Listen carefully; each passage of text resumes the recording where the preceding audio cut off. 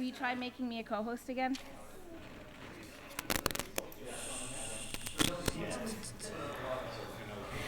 Is this a regular meeting also? Or just this? There'll be a couple of topics that came up Oh, last yeah. night There's Oh. 6 people in the waiting room. Okay. One of them's me. from conversations on the plan. If you, to add you, I clicked on the 3 dots next to your name and then chose co-host.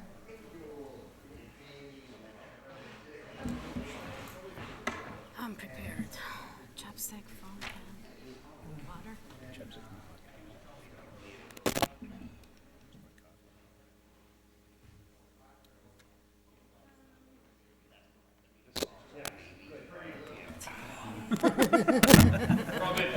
Okay, we're having technical difficulties. Okay, we'll keep the volume down, turn down there.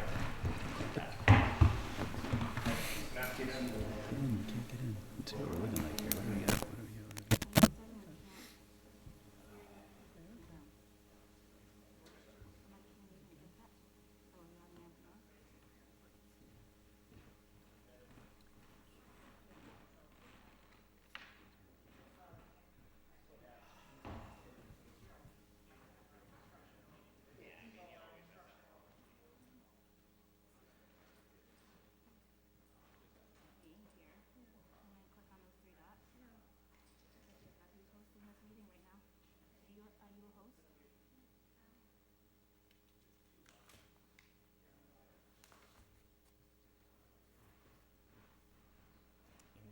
We didn't get this beforehand, right?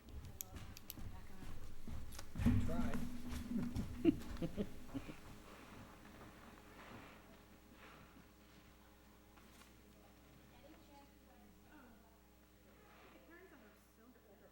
Jess? Is she logged in as herself in the Zoom?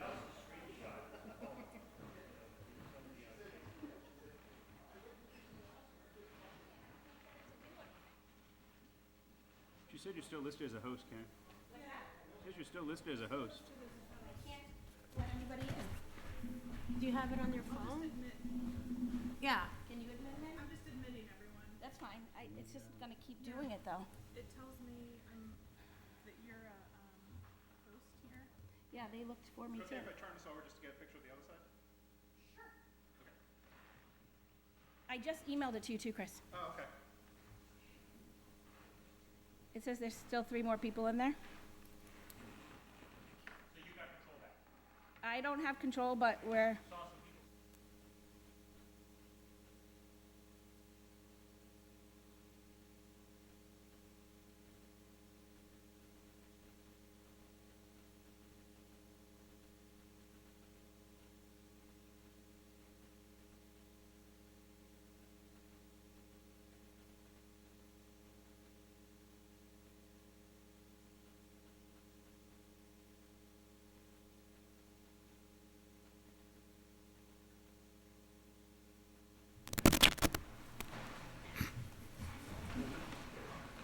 Karen, can you turn on recording?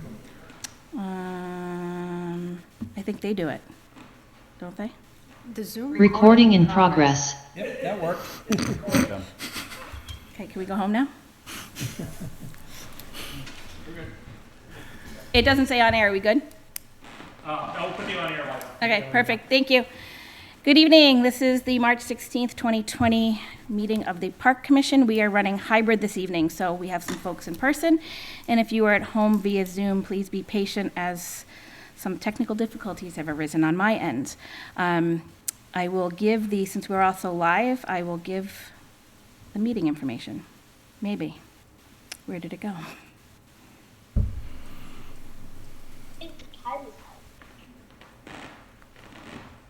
You like that, If you're at home, if you could mute for us, that would be great.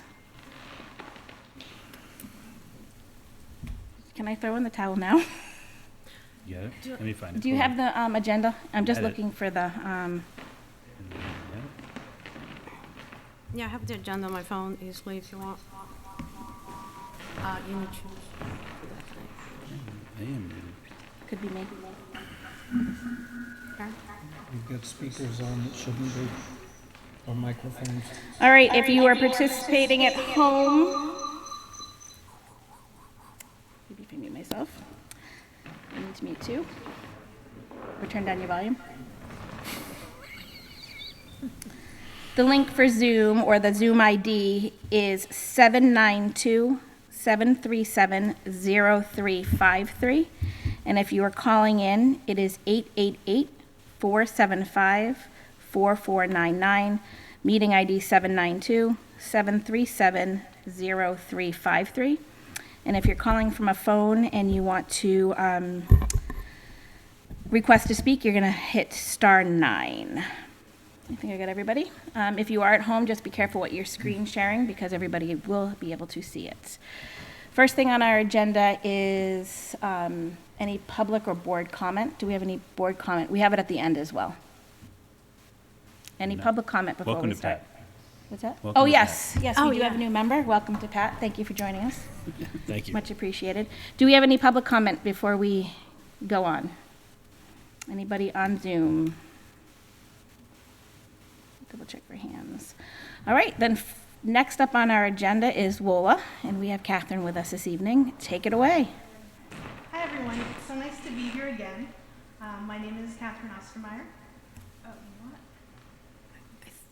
Karen, I think you said Catherine, can you use the mic for me? Is it echoing? No? It seems to be echoing. I think someone here has a microphone on. Dave, do you have the volume down on your? Is it this mic? Yeah. Okay. You can take it off.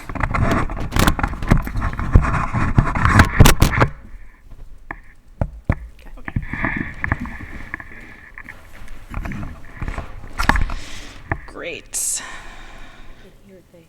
And just sharing my screen here. Speakers turned down. Great. So, welcome everyone. My name's Catherine Ostermeyer. I'm here from Wright Ostermeyer Landscape Architects. And this is the, I think, 4th meeting that we've had here in Luneburg. We're coming here tonight with the intention of sharing with you our 2 revised design alternatives based on comments that we received from the community and from the commission on our draft designs that were presented about a month and a half ago. I thought we'd start off with welcome and introductions. We've also put together a summary of community input, and that is input that we got from the commission and the survey that they had put out, as well as our initial charrette held here at Town Hall and virtually in Zoomland. So we've pulled together all of those numbers to start showing us the general wishes and concerns of the people of Lunenburg in the re-envisioning of Marshall Park. We'll go through the design alternatives. We've got 2 of them to share with you. And then we would also like to gather some community feedback. And Emily Wright, my fellow principal, is on Zoom. She'll be taking notes. With me as well tonight is Nick Betts, and he's with Meridian Engineering. He's also a landscape architect, and he's been working closely with us on this project. So at the end, we'll identify the next steps, and thank you. So starting off, and we've kind of gone through those. So we started off with a kickoff meeting, and we had the opportunity to meet with the Parks and Recreation Commission, as well as the Public Works Department, so that we could find out additional information about Marshall Park from their perspective in terms of maintenance and in terms of programming. We did the community charrette session to identify what the people of Lunenburg wanted and didn't want for Marshall Park. We presented a draft of the initial 2 concepts, took feedback from that, and this evening we are presenting to you the revised drawings. In terms of the community input, so this is from the Park Commission survey, as well as our initial design charrette, and we got both online and in-person feedback as part of that process. We actually got a fair amount of feedback from the initial Parks Commission, and I hope you guys can see up on these screens as I'm sort of going through things. Oh yeah, sure, of course. Yep. My apologies. Is that better? Yeah, now we can see the screen. All right. So, from the online survey and from our in-person survey, the number one amenity that people wanted in Marshall Park was an accessible walking track, followed by a playground. People want picnic and concession areas. People definitely want those ball fields. They'd like access to the pond and a fitness circuit. Some folks wanted hard surface courts, whether for pickleball, basketball, tennis. A multi-purpose lawn was important to people who were responding, since the ball fields are solely for baseball, softball, and Little League. There was requests for some skate park, and people also expressed that they would like to see a dog park in Marshall Park.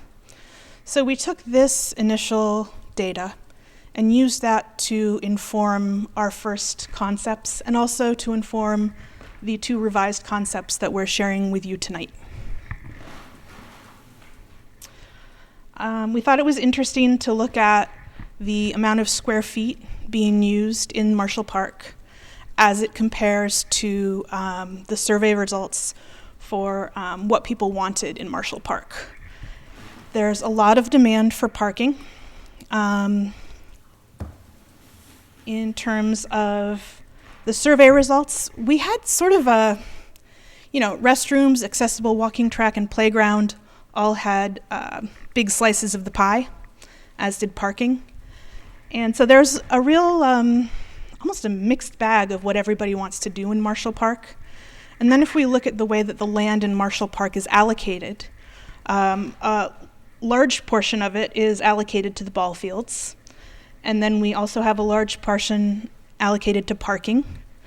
We've also got some hard surface courts, picnic and concession stands, and we've also got some playground in there. With some other smaller slivers, I think the exercise track is in there. So that sort of showed us what people want to use Marshall Park for and how the land is currently allocated. So now that we understood what the community wanted and what the community had, we went through and did a comparison of the existing sort of land use in Marshall Park as well as the proposed land use to make sure that we were balancing our proposal with the data that we'd gathered. So we see ball fields, they use a lot of about 238,000 square feet of space. And we've proposed between 216,000 and 220,000 square feet. So a minor reduction, but we've also increased square footage, for picnic concessions, multi-purpose lawn for kids to run around on, have picnics on, hard surface courts, including pickleball, which has been really popular with an aging population. They seem to enjoy it, and it's a fun intergenerational game as well. We also have the skate park, which didn't have any square footage previously. We've kept the playground at about the same size, but with improved facilities and sort of a layout, we think it can be a really great, universally accessible and enjoyable place. We have an accessible walking track that's gotten longer. We did that in linear foot instead of square foot. And we've also got a fitness circuit, which we have kept about the same length. So that's sort of the data behind some of the design decisions that we've made. And without further ado, I'll present the design alternatives to everybody. So this is design alternative 1. How am I going to point and talk? If I move this up here, since you can see it on this, is that okay? Or I guess I could put it over here.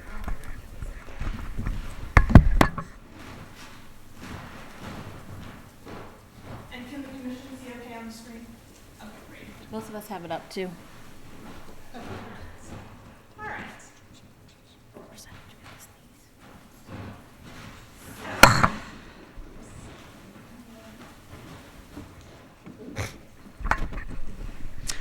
Alternative 1, the overall plan. So this is showing it at the full park scale. And then we'll get a little more dialed in to the more active part of the park here. At the full park scale, what we heard is that the community wanted additional parking right here along Chestnut to take some of the pressure off of Chestnut Street with the on-street parking. We also understood that you wanted additional parking here and that you wanted to be able to get to the ball fields easily from parking and also be able to sit in your cars and see the fields. So you can do all of those things sitting here and here. We have reoriented the 90-foot and the softball field. We've kept the Little League field, and we've discussed relocating the T-ball field to another park in Lunenburg. And we've asked to have that included in the cost estimate, just so that you get a sense of the total cost of the project. The pedestrian routes were something that people mentioned in our last meeting. So what we've done is we've connected to Massachusetts Avenue here with a pedestrian route and a crosswalk. It kind of goes between the access drive and the parking, comes up and comes through some trees and brings you directly into the park. So you have a connection here. And then up here, you have your connections right along Chestnut. So we've kind of pulled people into the park a little more. The pathway from the park sort of goes around. And then we have a more casual pathway here leading up, or leading down, up and down, to an overlook at the pond.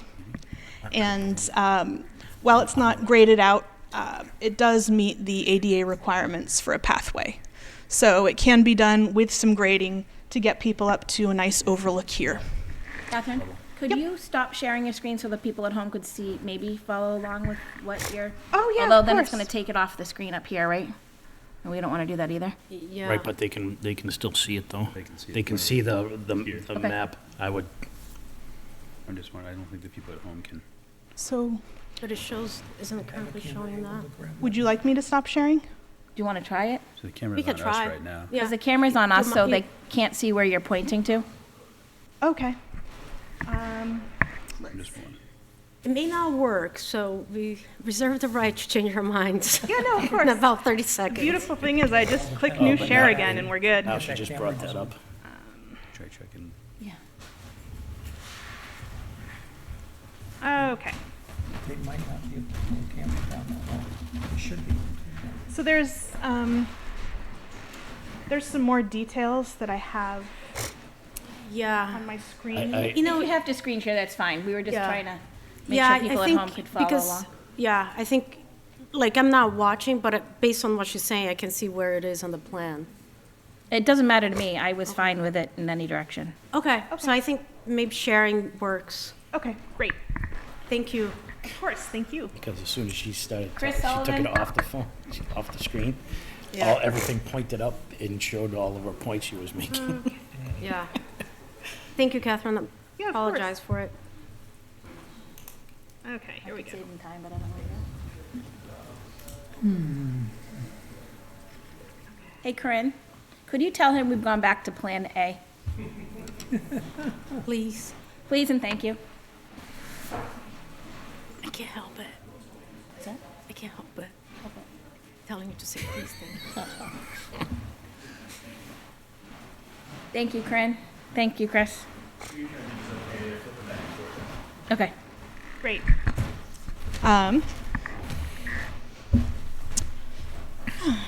So, in addition to connecting up to the edge of the pond with an overlook, we've also proposed a smaller overlook up here at the northern end of the pond with one pull-in parking space and some sort of a pervious, just like a little picnic patio type area along with a small lawn. It's a nice, quiet place that you can go that's separate from the park as a whole. And it seemed like it would be more accessible to folks over on this end to just kind of come in, pause, have lunch, and then move on. And it takes advantage of that wonderful pond. So, at this point, we're going to actually move to the sort of zoomed in portion. So I'm going to come over here and start pointing at the screen itself.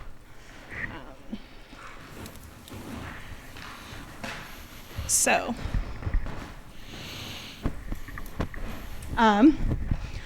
what we see here is a reoriented 90-foot diamond.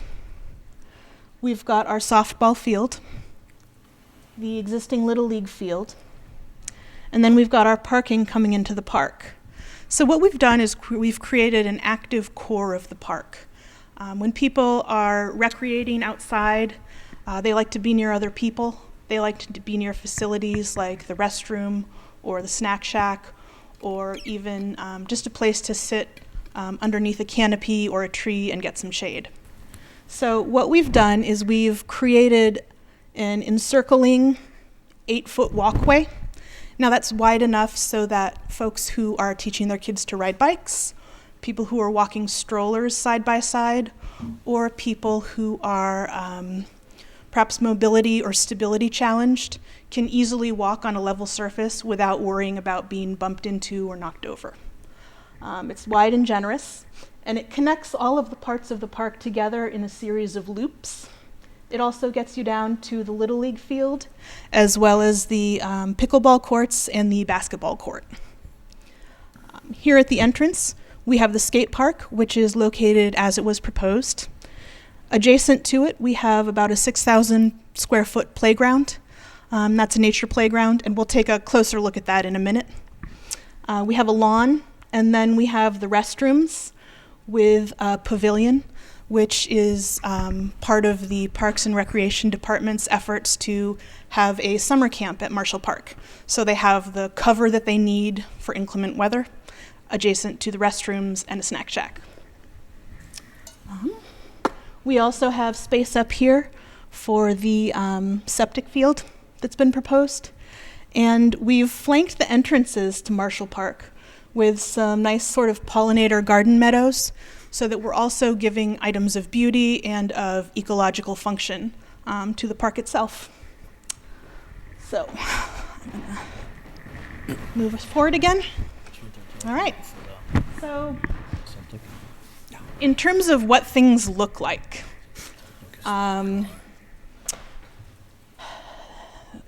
we've got sort of a restroom facility here, adjacent and attached to sort of a cantilevered pavilion.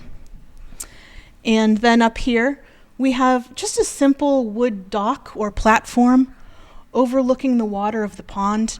And you can see how peaceful that would be if you're not interested in being sort of in the active core of the park, and as a stopping point as you're on your walk up through the wetlands and immersed more in the natural parts of Marshall Park.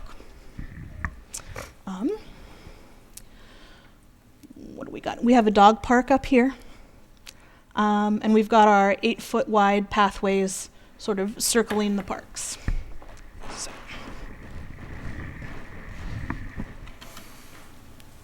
All right. So, moving to the playground and starting to think about what that might look like. During our first community charrette with the community, you expressed that you tended to prefer more of a rustic, natural materials playground.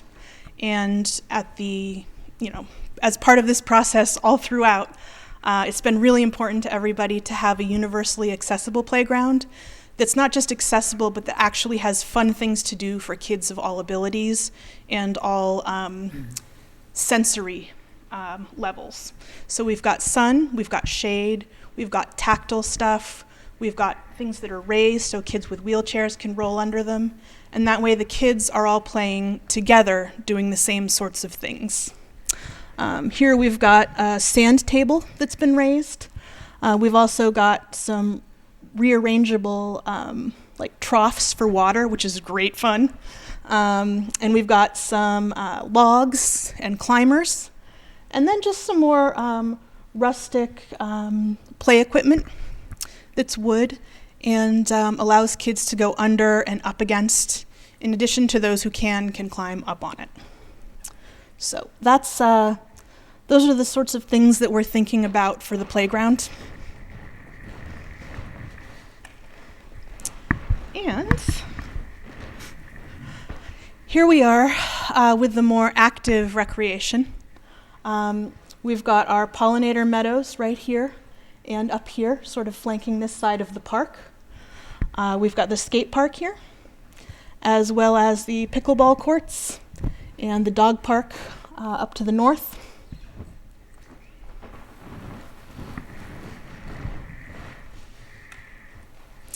And that brings us to the end of Alternative 1. Would you like to ask questions now, or do we want to wait until after Alternative 2? What do you all think? What do you would be best for your process? Yeah, you're the professional. I would probably wait until, if you can hold them until we see Alternative 2. That way you can see sort of the whole menu and decide what you would like to order and what you might not want to. Okay. All right. So Alternative 2, I'm going to talk about Alternative 2 over here. I guess we're moving back here now. Okay. Can everybody see that okay? Okay, great. So, Alternative 2 also rethinks things based on the feedback from our last meeting with you. What we've got here is we also have access along Massachusetts Avenue up through. There's a crosswalk here, and it brings you along this Wildflower Meadow up into the park, where there's an entry plaza to the skate park, if you want to go directly there. And then it brings you up into this sort of welcome plaza in the center. And you'll notice the welcome plaza is adjacent to the parking and to the fire department turnaround. It makes it convenient if you're dropping your kids off with strollers, sports equipment, coolers, lots of kids. So there's a place to stash everyone while you go park the car. You come into some benches and trees. You're immediately adjacent to the playground and to the play lawn.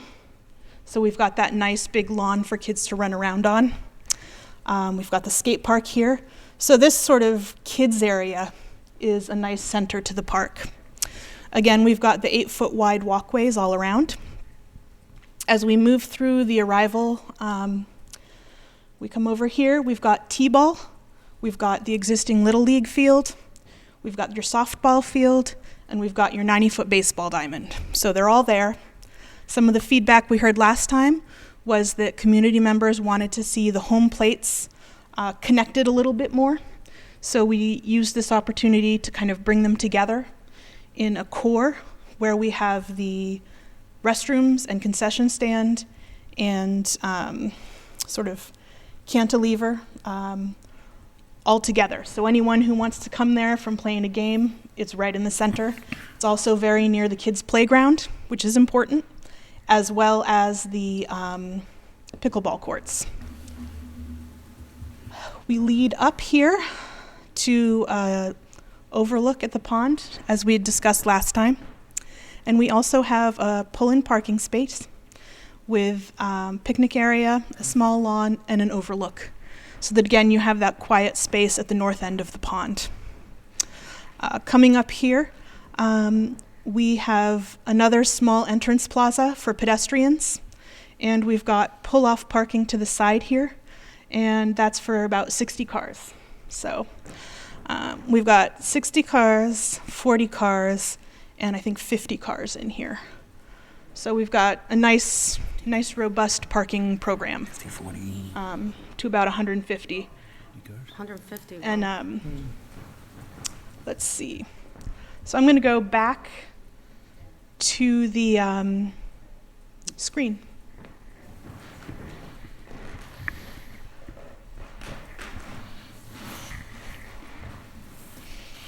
Okie dokie.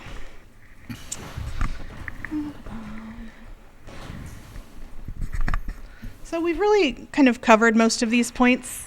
We've got the additional parking on Chestnut with 60 spaces, ADA pathways, the pedestrian route from Massachusetts Avenue and Chestnut, as well as the gravel seating area and lawn. And in this one, we've managed to retain the T-ball field. That was expressed as something that people would like to see happen, so we made sure to include that. Next up, we've talked about gateways to Marshall Park being important, and so what we've done in this alternative is we have a Wildflower Meadow with a gateway to the skate park. Then we have a central sort of gateway here, drop-off area, with benches underneath trees. If you're waiting for someone, you can sit there and wait for them. We also have a turnaround circle for the fire department, drop-off of sports equipment. We've also got sort of a central plaza area here. And that's right next to, it's between the pickleball courts and the restrooms and the pavilion. And the thought behind this was that when you play sports like tennis or pickleball, it's always nice to sit and have some water and chat before or after or during the game. So we put some benches under trees, and we thought that that's also a nice picnic area. So it's more of a seated social area when it's hot in the summer.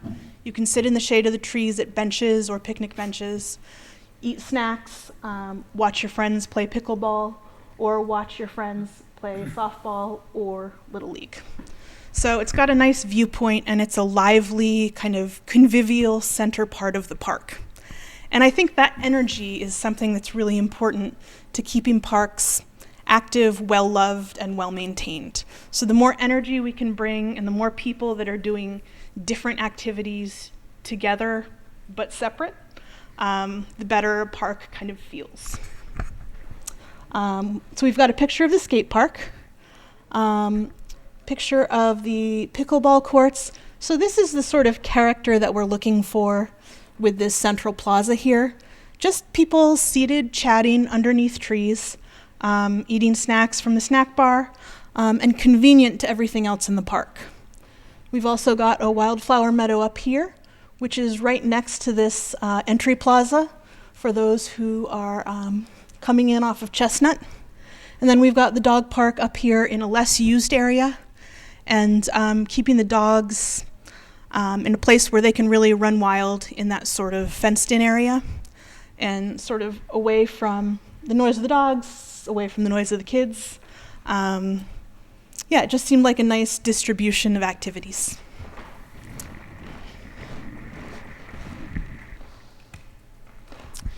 Oops, let's admit someone.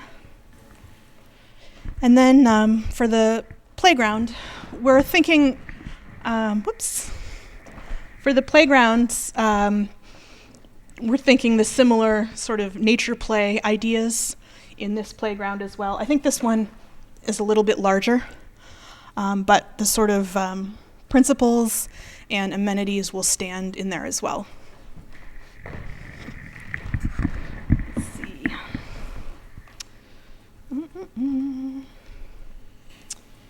And, whoops.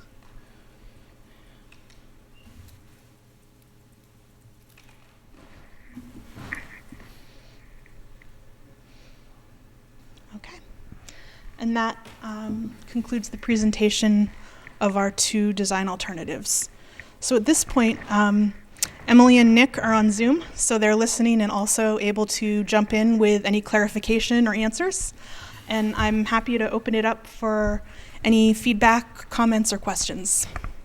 Karen, are we going to start first with the board? Yep, let's start with the board, Okay. and then anybody that's here, they're going to have to come up to the podium and use the microphone, introduce yourself and your address. Anybody that's home on Zoom, you're going to put your hand up so I can call on you. You're going to unmute when I ask you to, and also introduce yourself. All right, let's start up here with the board. I've got only one very quick one, and then I'll let you guys go for it the rest of the evening. The picnic area down on the north end of Marshall Park, north end, south end, whatever that is, down on Highland Street. You have a single pull-in, is that just for ADA Yeah. accessibility rather than the existing parking lots that's there and having to do an ADA accessible walkway? Yeah, I think just having a pull-in, I think that, and I may be reading this wrong, so please correct me, but my sense is that that's really a place where you go with one or two people, or you kind of walk over. I can't remember who it was that mentioned that there was like a senior facility in that area. It's in the center of town. It's in the center of Okay, town. and those folks would like to walk over and just sit, and I think that sounds lovely, and that's a really nice place for it. So that's sort of what it's intended as. Yeah, okay. Do you have a screenshot that you can put on Zoom of the two designs side by side, or no? And we don't have, Well, she could have Ale- made it. we don't have Allison anything at from home? the first versions, do we? Anyone? Are you there? To see what they changed. Yes, I am. Awesome. Is that something you can do? Let me set that up in 1 minute, and I can share my screen. Great, thank you so much. Thank you. Thank you, Catherine. Yeah, thank you, Allison. So I have a couple notes, or a few, I should say. You mentioned 150 parking spaces on design number 2. I either missed it or I didn't, or maybe you didn't mention. How many spaces on design number 1? Let's see, design number 1. We got here. I think we had 50, 100, we had 140, I believe. Okay. Okay. Current is difficult to tell. And I mean that respectfully. It just, yeah, it's,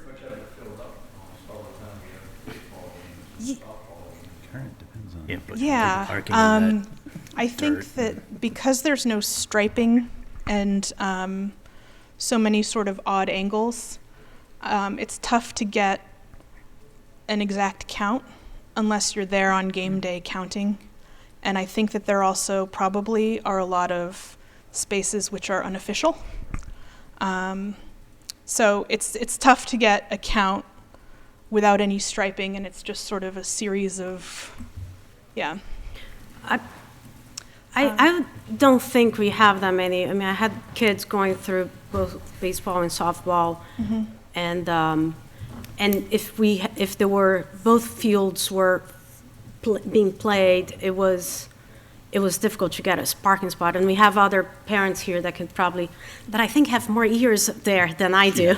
According to our open space plan, that the most current one, Marshall is listed as parking for approximately 60 vehicles. Yeah, it makes sense, because if you have the two fields playing, it's pretty much full, right, Jean? Yeah. So that's good. So Yeah, that's nice. what I So thought. it Okay. more than, And that both doesn't plans include- more than double your current parking. Chestnut stuff either, right? And, there is, in option 2, there's also an area where we can squeeze even more in, if you would like. We're not gonna make that official, okay? While we're on parking, can I ask a quick question? Yeah. If we go with sewer, if we go with sewer instead of septic, at least on Plan 2, would we be able to somehow connect parking from the front lot of at Mass Ave back to Chestnut? All the way through, All the way through? to the west side. If we did sewer instead of septic? I don't remember, I know the septic I don't is, think so. So it gets a little tough with grading back there. okay. I'm just going to turn it and face you, and then I'll turn it and face everyone else. So this right here gets pretty topo-y. I think there's a lot of ledge over there, Everybody too. else? Yes. Can I interrupt quickly and ask for someone to give me a share screen permission? Yes. I'm trying. Thank you. Yeah. So Who the needs it, septic is Allison? going here, or at least that's where it's proposed. And in order to get the coverage that's required and make sure that the septic is low enough, There's a fair bit of topography here that I believe the plans are taking advantage of. But we can certainly try to get That side, I think there's a lot of ledge. a pass-through here. Yeah. I believe so. It might impact the softball field a little bit, but I think we can nudge that back and make some other adjustments. So, Emily, will you just write that down as something for us to remember? I'm assuming that answered my question. I was trying to give Allison. But there are, I mean, in your, not, I don't think we should go down too many, like, rabbit holes other than what's proposed. There are pros and cons of having a pathway going through a park Yes. that I can see many that would be negative. And maybe we don't want to necessarily discuss that right now, because it could, like, be a very open-ended discussion just Right. about that. Okay. Right. Greg Roy has his hand up. Yep. And Hold on. Great. Well, Greg can we Roy, finish yeah. the, I just think Greg might have insight to the Oh, parking. okay. That Yeah. might be what would be my only guess on that. I will ask him. all right. So the walkway that you proposed right now, is that going to be a pavement? That's what you had? Okay. So we have a asphalt paving. Okay. And is that so that it is more compliant with ADA requirements? Okay. It complies with ADA requirements. It's a little more flexible material than concrete. Okay. Also tends to be less expensive. Okay. And it requires less upkeep than stabilized decomposed granite, Okay. which I think is what the cinder path sort of is colloquially known as. Yeah. Yeah. The pavilion, and you were giving us a lot of information, so I don't, okay. It does have a possibility for a snack, like the sale of snacks and so forth, right? Okay. Correct. What is the dog park size? The dog park size, I think it's about 6,000 square feet.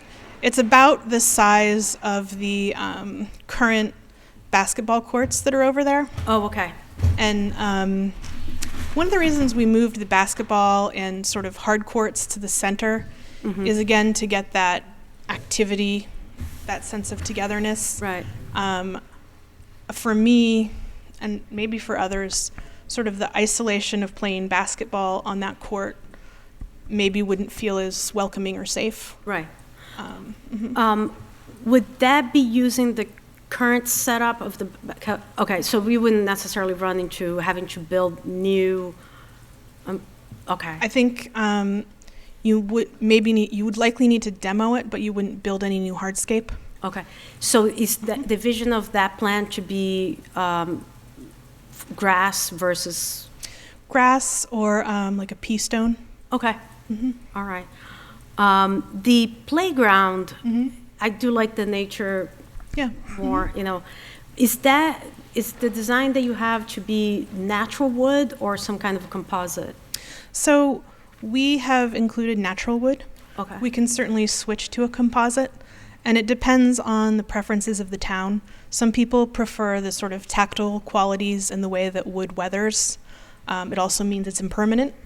But when you're trying to get kids to come into contact with different materials and, if you will, the more natural materials, Right. that may be something that you prefer.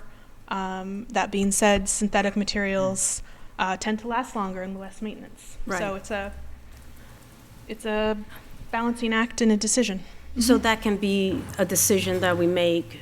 Okay. Yep. We had a lot of the wood playground sets, and we've taken them all out and put the vinyl coated metal playgrounds in schools and the kids' game. Kids' game used to be all wood. And that didn't last. Yep. Injuries on the kids, or splinters, or whatever it was. Yeah. But we just said, no, that's not a good idea. Yeah. Yeah. We canned all that. Okay. So we just put the strictly old school equipment in the set. And so all the schools now have vinyl coated metal. That seems to have been the better way to go. I Yep. haven't heard any, Yeah. complaints about that. So the design that you have, it can be done either with natural wood or composite? Okay. Absolutely. So the we were sort of going from the survey that we'd done with the sort of preferred look, and but certainly, right. Yeah. So And I think it's important to identify that at this juncture of the conceptual design, we're still really not down to those details of like wood, footing, et cetera. But it's important to start having those discussions now so that when it is time to make those decisions, everybody has the information they need.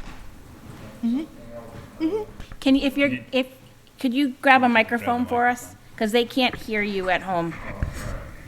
No, I was just going to say that, I didn't see any bleachers around the ball fields. Is that, there going to be bleacher areas for people to sit at and watch? And another thing that you talked about was a concession stand. We have one down there now, but we use it to we don't cook in it anymore. We used to have grills and stuff and be able to cook there, but then we had to stop that. Would the new concession stand be one that we could go back to that? You know, cook hot dogs and hamburgers and things like that, or is that just going to be just for giving out cookies and crackers and, you know, candy bars? Board of Health. Yeah.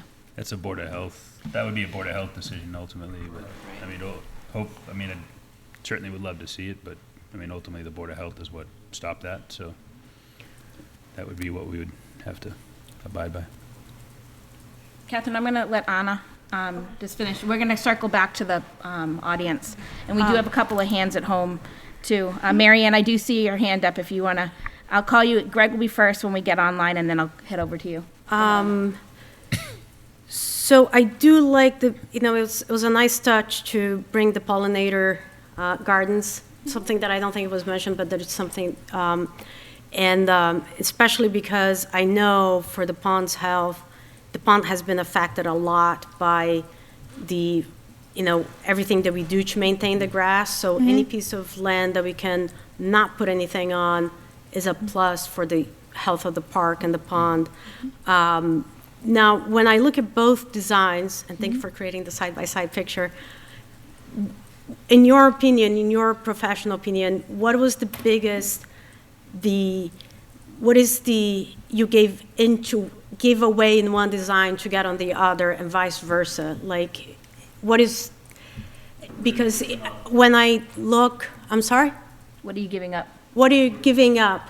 Think of, what are you giving up on one versus the other? Because when I'm looking, I'm not really seeing, other than how things are rearranged, I'm not seeing that we are actually changing much other than the location. Is there something that one is giving up and the other one is getting?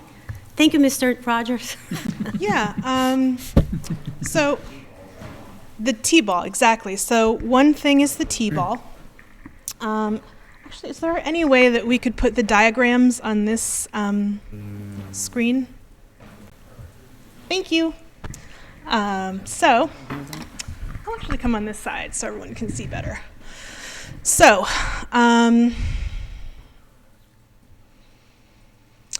in this option, we have Option 1? Option 2. Option 2 is on the, yeah, option 2 is on the left and option 1 is on the right.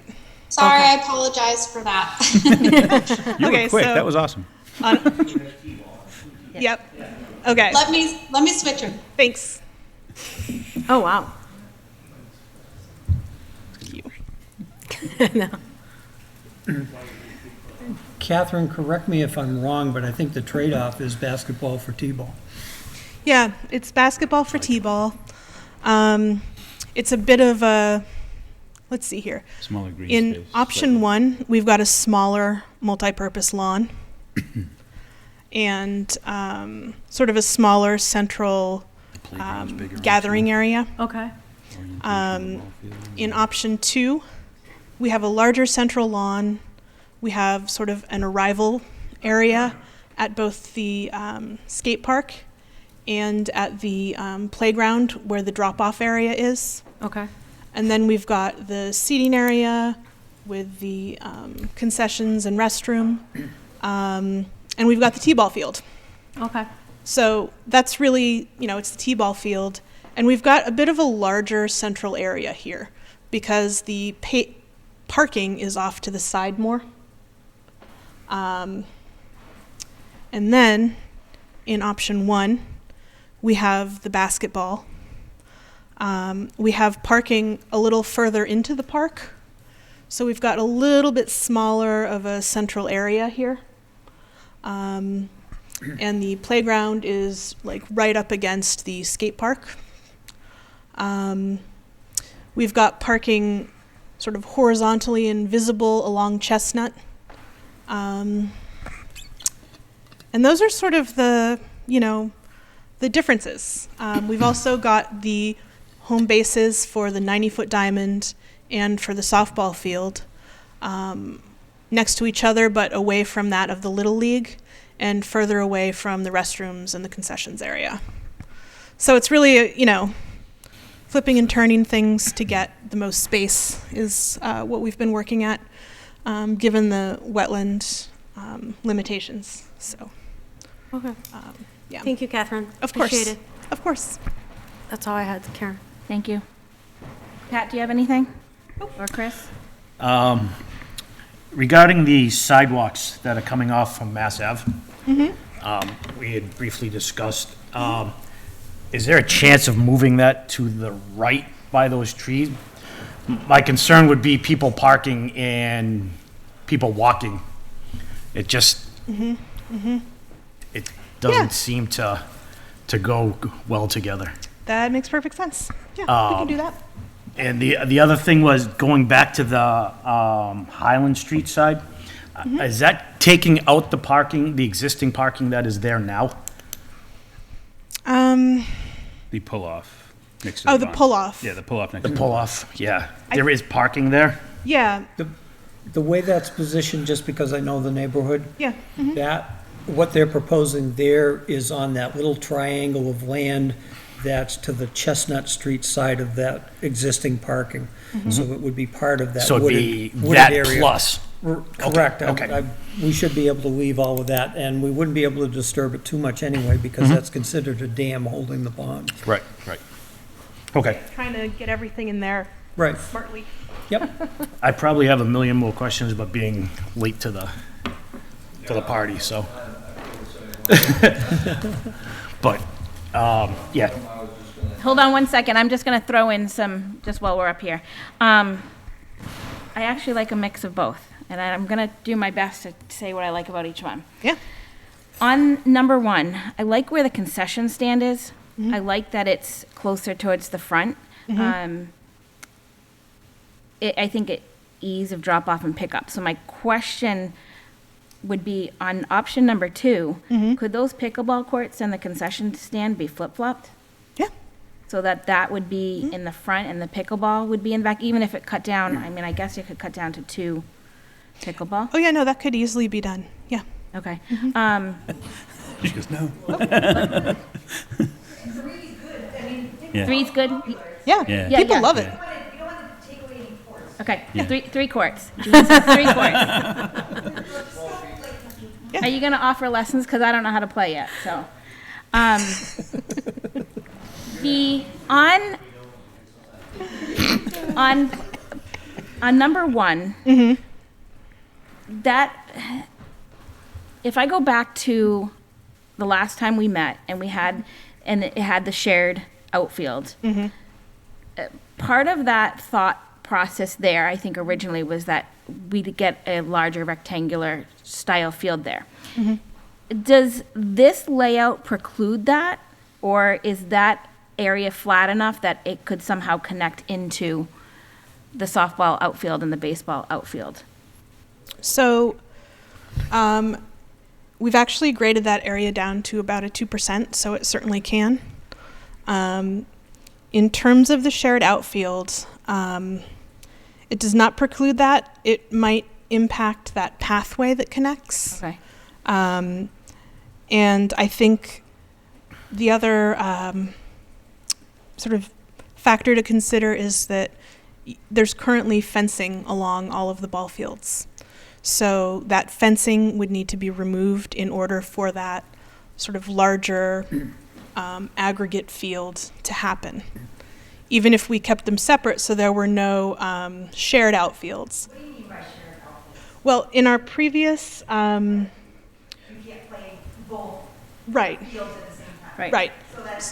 Well, no, so my question is on the first, it's on the one screen behind you.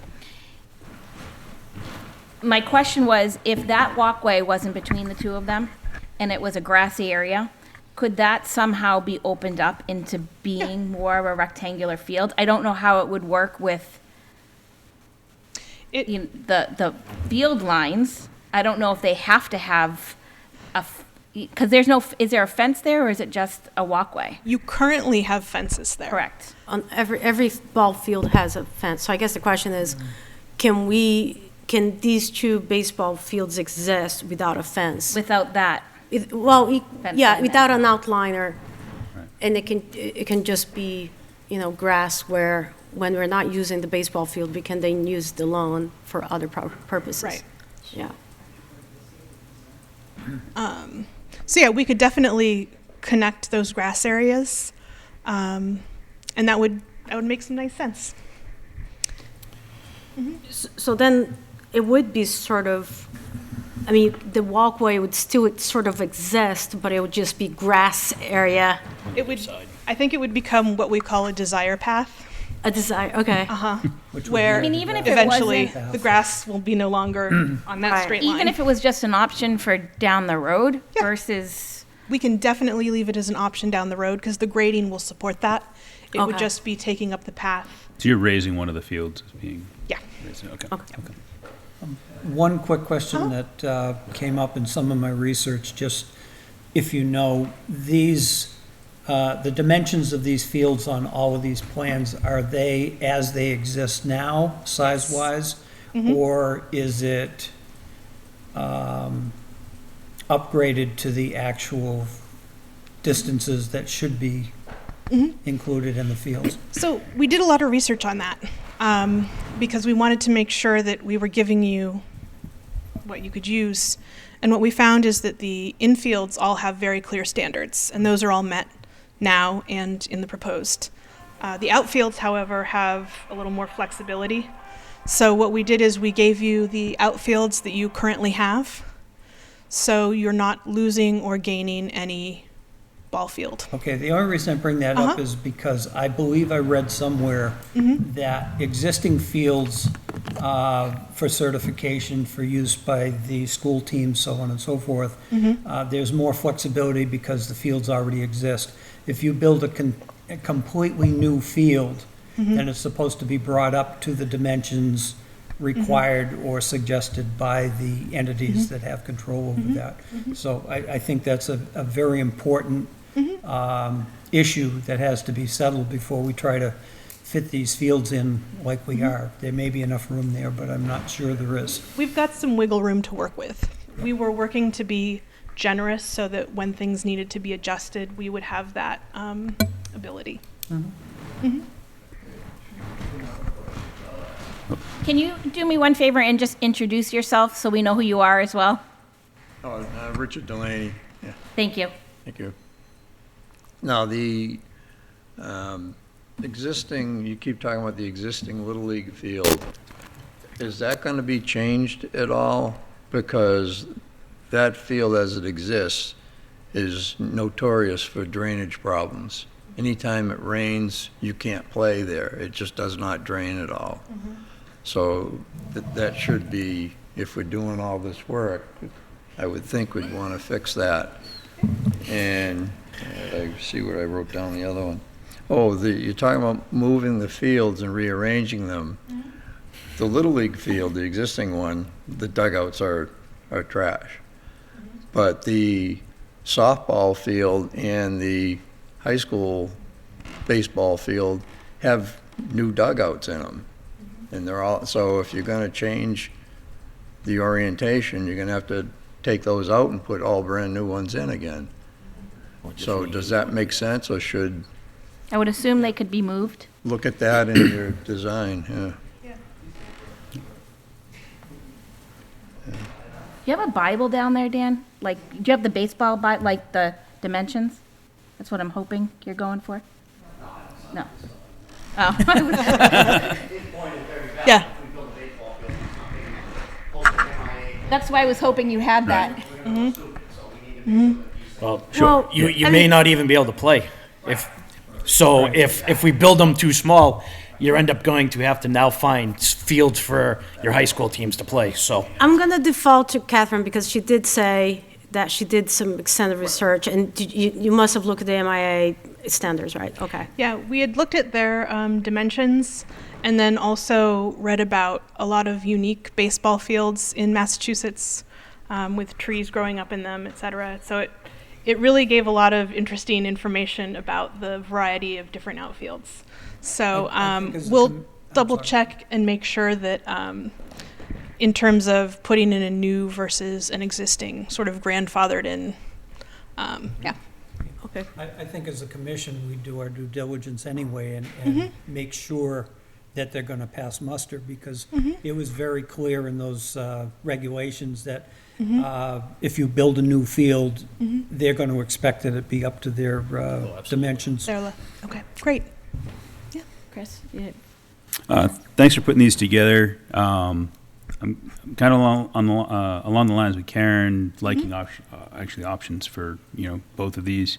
I do like the fact that there's a basketball court in option one. I think that's an important aspect to add to the center of town because the only courts that are in the center of town are on school grounds. So I think that's something that's important to add.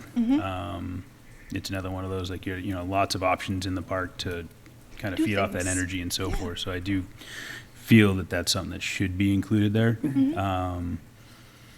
The pavilion piece is there, which is great. Karen asked the question I was going to have in regards to the shared field space, not shared ball fields during games, but is there space to do some sort of rectangular Connection. field Yeah. there that doesn't jeopardize what is laid out in front of us. Conversely, I like in option two, I like how all the diamonds are all closer together in the center, and kind of creates that sort of communal area as well. So there's some trade-offs between the two, but kudos with the parking that's added, more than double what's there. I like the fact that there is a dog park added there. I think that's something that, we do have space in town with trails and things like that, but there is no spot in town where people can bring a dog and a dog can just run and dogs can play. You don't want to be walking on a trail and dogs are playing, they should be under control and so forth. So nice addition there. It's an opportunity for folks that maybe can't access a trail or it's not steady walking on a trail to bring a dog and let a dog kind of get some exercise and so forth.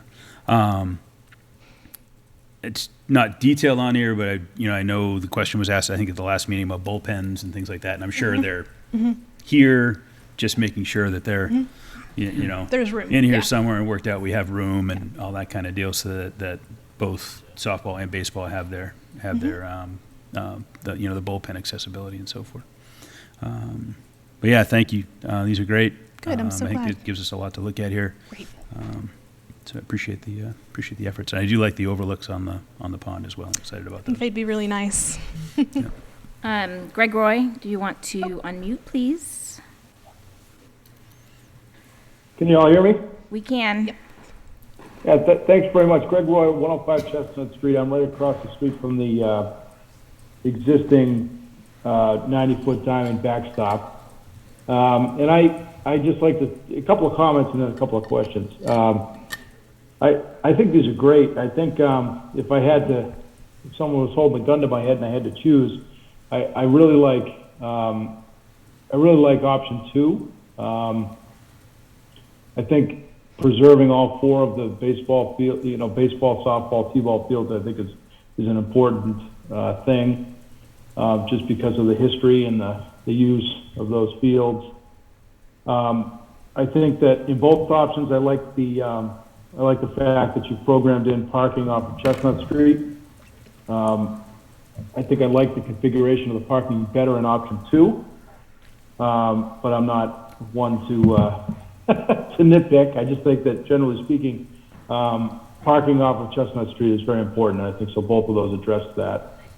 A couple of questions. On option two, and I'm putting on my my civil engineering consulting hat here a little bit. On option 2, I noticed that the parking where the cul-de-sac is, as you come in off of 2A and you go up into the turnaround for the fire department, is that looks a little close to the wetlands, and I just wonder if you study that and if that maybe that's in an area that's already existing pavement, and you think that maybe we can take advantage of redevelopment. I just wondered if you had thought through that. Yeah. And then go ahead if you want to answer that. Oh yeah, just a real quick. So yeah, Greg, I did look at that. We are outside of the 30-foot no build. Okay. Some of the flagged wetlands versus the graphic wetlands that we downloaded from MassGIS don't necessarily meet up, but Yep. we do have the flagged buffers and the offsets, so it is outside of the 30-foot no build, just outside of it. Okay, gotcha. Yeah. So that might be a little. You may have some work down the road with the Conservation Commission, but hopefully all of the other improvements that we're making in the park, might mitigate some of that concern. The other question I had is, where are we with cost estimates? Are you is that something you're presenting tonight, or is that something you're still working on? Cost estimates we will have over to you all early mid next week. Okay. Yeah, I'm curious on that. Yeah. And then just just general comments. I had the same question that I think Mr. Delaney raised about the dugouts. I remember watching them build the 2 dugouts. I think it was a donation by someone in town to build the dugouts on the 90-foot diamond. There's definitely no, in my opinion, I mean, I'm not a builder, but I don't think there'd be an opportunity to relocate those or to move them, because I think they were built with slab on grade with split face concrete masonry units and then framed above them. So I think it would be pretty difficult to move them. I don't know if that'd be an option. It's a shame to lose them, and I think you'd have to if you did either one of these options. But I do see that you have some areas programmed in for both. Looks like both fields have the opportunities for some dugouts there. So the only other question I had is the walking paths. I guess my question is emergency vehicle access to the fields. In the case of option 1, the T-ball field's pretty remote from.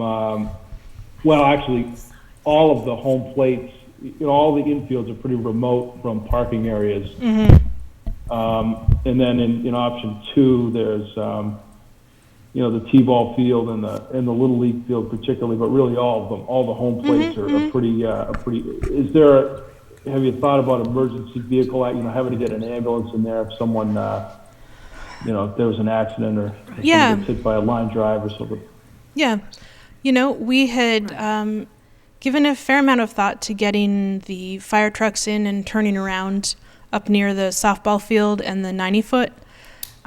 Certainly, I think one thing we might do is maybe widen a path that goes from the sort of turnaround down in there, and maybe that serves as an emergency access drive. We'd want to take a little closer look at that to make sure we could get that in there and what any sort of ripple effect would be. But I do think that's something that we'll want to consider in our final drawing. Yep. Yeah, it looks doable. It was more of a. I phrased that as a question, but it's more of a comment. Yeah. And I think that's it. Like I said, I think. And also I echo Anna's comments about the Pollinator Meadows. I think that's a really nice touch. Okay. That's why I'm partial to option 2. It'll be a nice pollinator meadow right across from my house, so selfishly. I think this is great work. I am really interested to know what the cost is, as I'm sure everybody else is. But because I'm sure we'll pay a pretty penny for relocating fields and things. But anyway, good work. I appreciate it. Thanks for the opportunity to talk. Thanks so much, Greg. Mary Ann, let me see if I can get you unmuted. Hello, Oh, are you unmuted? I am. Perfect, go right ahead. Just introduce yourself, Okay. please.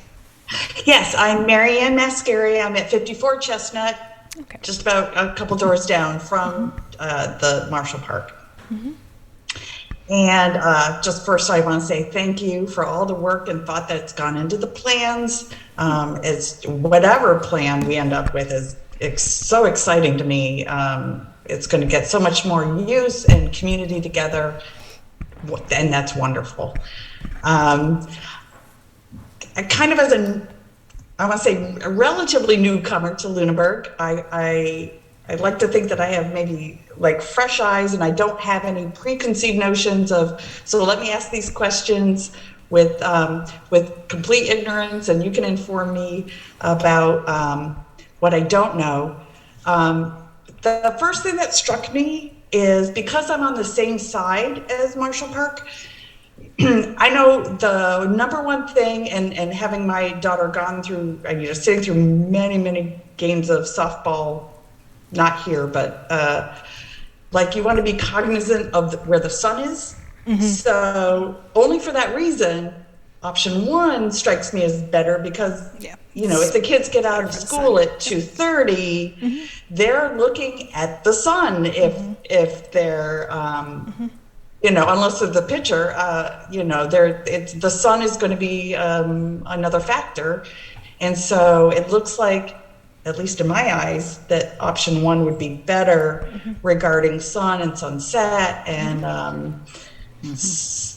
so that's just like, and knowing seeing the pie chart, how that is, the pie chart was where baseball and softball is such a predominant interest of people for Marshall Park. That really is something to consider. Maybe that has been in consideration. I'm just thinking, when I sit in my backyard, I know when I'm sitting there that to the west is exactly where option two is looking into the sun, and that could be a disadvantage. That's my 2 cents. I love so many things about both plans. I can't wait to try pickleball because I'm getting up into that 50-plus-year-old thing, and pickleball sounds very exciting. My question is, I see where the Little League field and the softball field are identical. What are the schedules for the sports? Would they be conflicting, or could they overlap where if softball's not used? Could the Little League field use softball when it's not Mary used, Ann, I or can are they actually- used at the same time? I can answer that for you. They're actually two different, on paper, they may look the same, but they're two very different fields. They have different infields, so they're not interchangeable. Grass infield, one has a mound, They're not. one won't have a mound. Yep. The softball field doesn't have a grass infield, so Okay. Okay. Okay, and there's no chance of it being, here's just my thinking is if it can be modified as my kids did back in New York, they just modified a baseball field for Little League. And that would free up the space for something else, just something to consider. But if they're completely different, then it does make sense to have two They different are, fields. and that softball field is used by our high school program, so they don't Right. have as much flexibility in terms, like, even if we wanted to do a modified fields, if that's what Little League said they could do, the MIAA would not allow that because they're strict on what their fields have to look like. So, Okay. yeah, and if Great, you, and that's what I said, I don't know what I don't know, so I appreciate that. yeah, if you that walk over input. there, and actually you can, if you start with the 90-foot diamond, look at their infield, and then go over to the softball field and look at their infield, and you'll start to really notice the differences. Okay, cool. Excellent. So that answers that question. Also, I'm excited about the parking, as Greg said. Either choice is wonderful. Being on Chestnut, it's like I said, a game of chicken. So the more space is allowed, the better.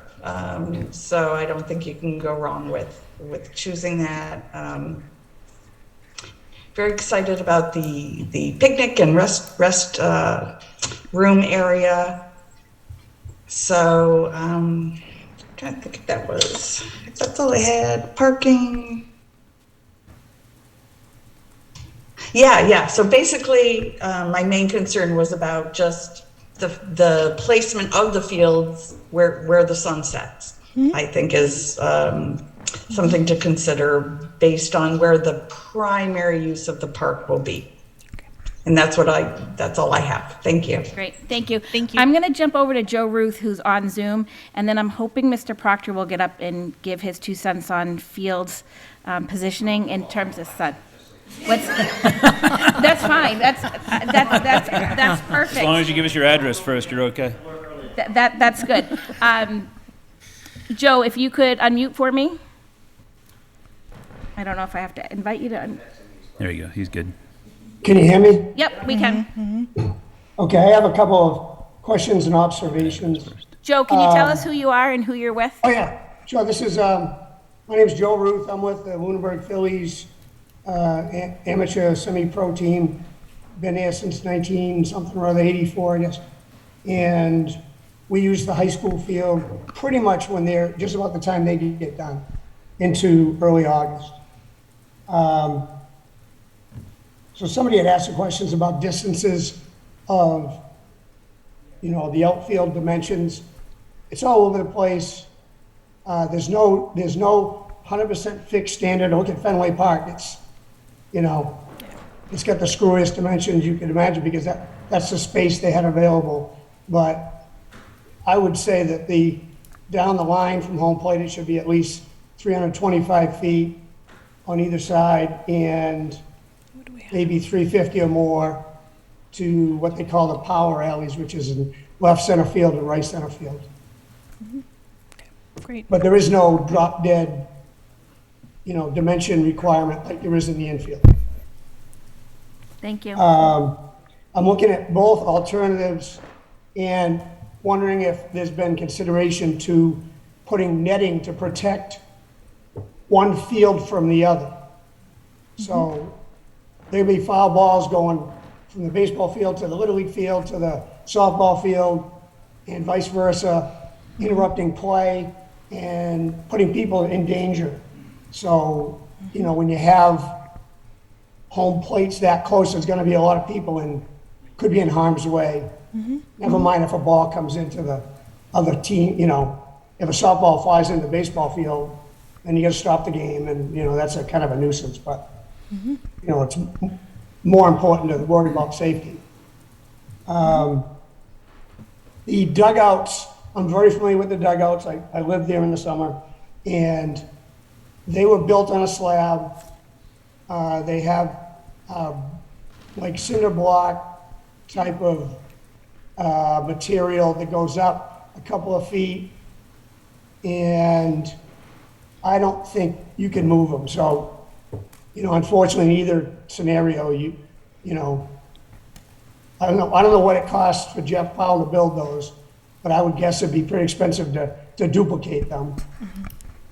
And there is on the third base side dugout, there's a 10 foot by 14 foot storage area, which is really nice because we have all kinds of, rakes and field marking equipment and shovels and wheelbarrows and you name it, all kinds of stuff that we store in there. Okay. That, you'd want to keep that in mind.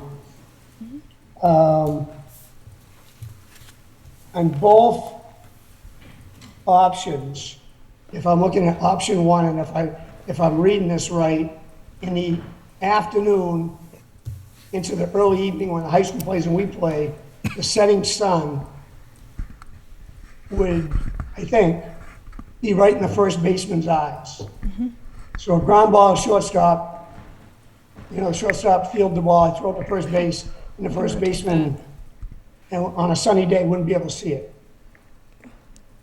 And on the other, on option 2, the setting sun would be right behind the pitcher's mound, so the batter couldn't see the pitch coming. Okay. So those both, I'm not exactly sure of where, I know where the sun sets, but I'm looking at the map and trying to guesstimate where that would come into play. And let's see. The other question I had was about fencing for, baseball, softball, with, to have a high school caliber or beyond softball and baseball field without a fence would be kind of the equivalent of playing high school hockey on a lake. You kind of need boundaries. It'd be nice. It was nice that, 20 years ago, Ray Powell spent 10 grand on the outfield fence that we have. And, but to have a field without a fence is, it's certainly not ideal. Thank you, Joe. I think that's about all I had. Thank you. Let's open it up to some folks that are in the room with us. Doesn't matter. You can fight each other, whatever you'd like. I would defer. Microphone, Mr. An older gentleman.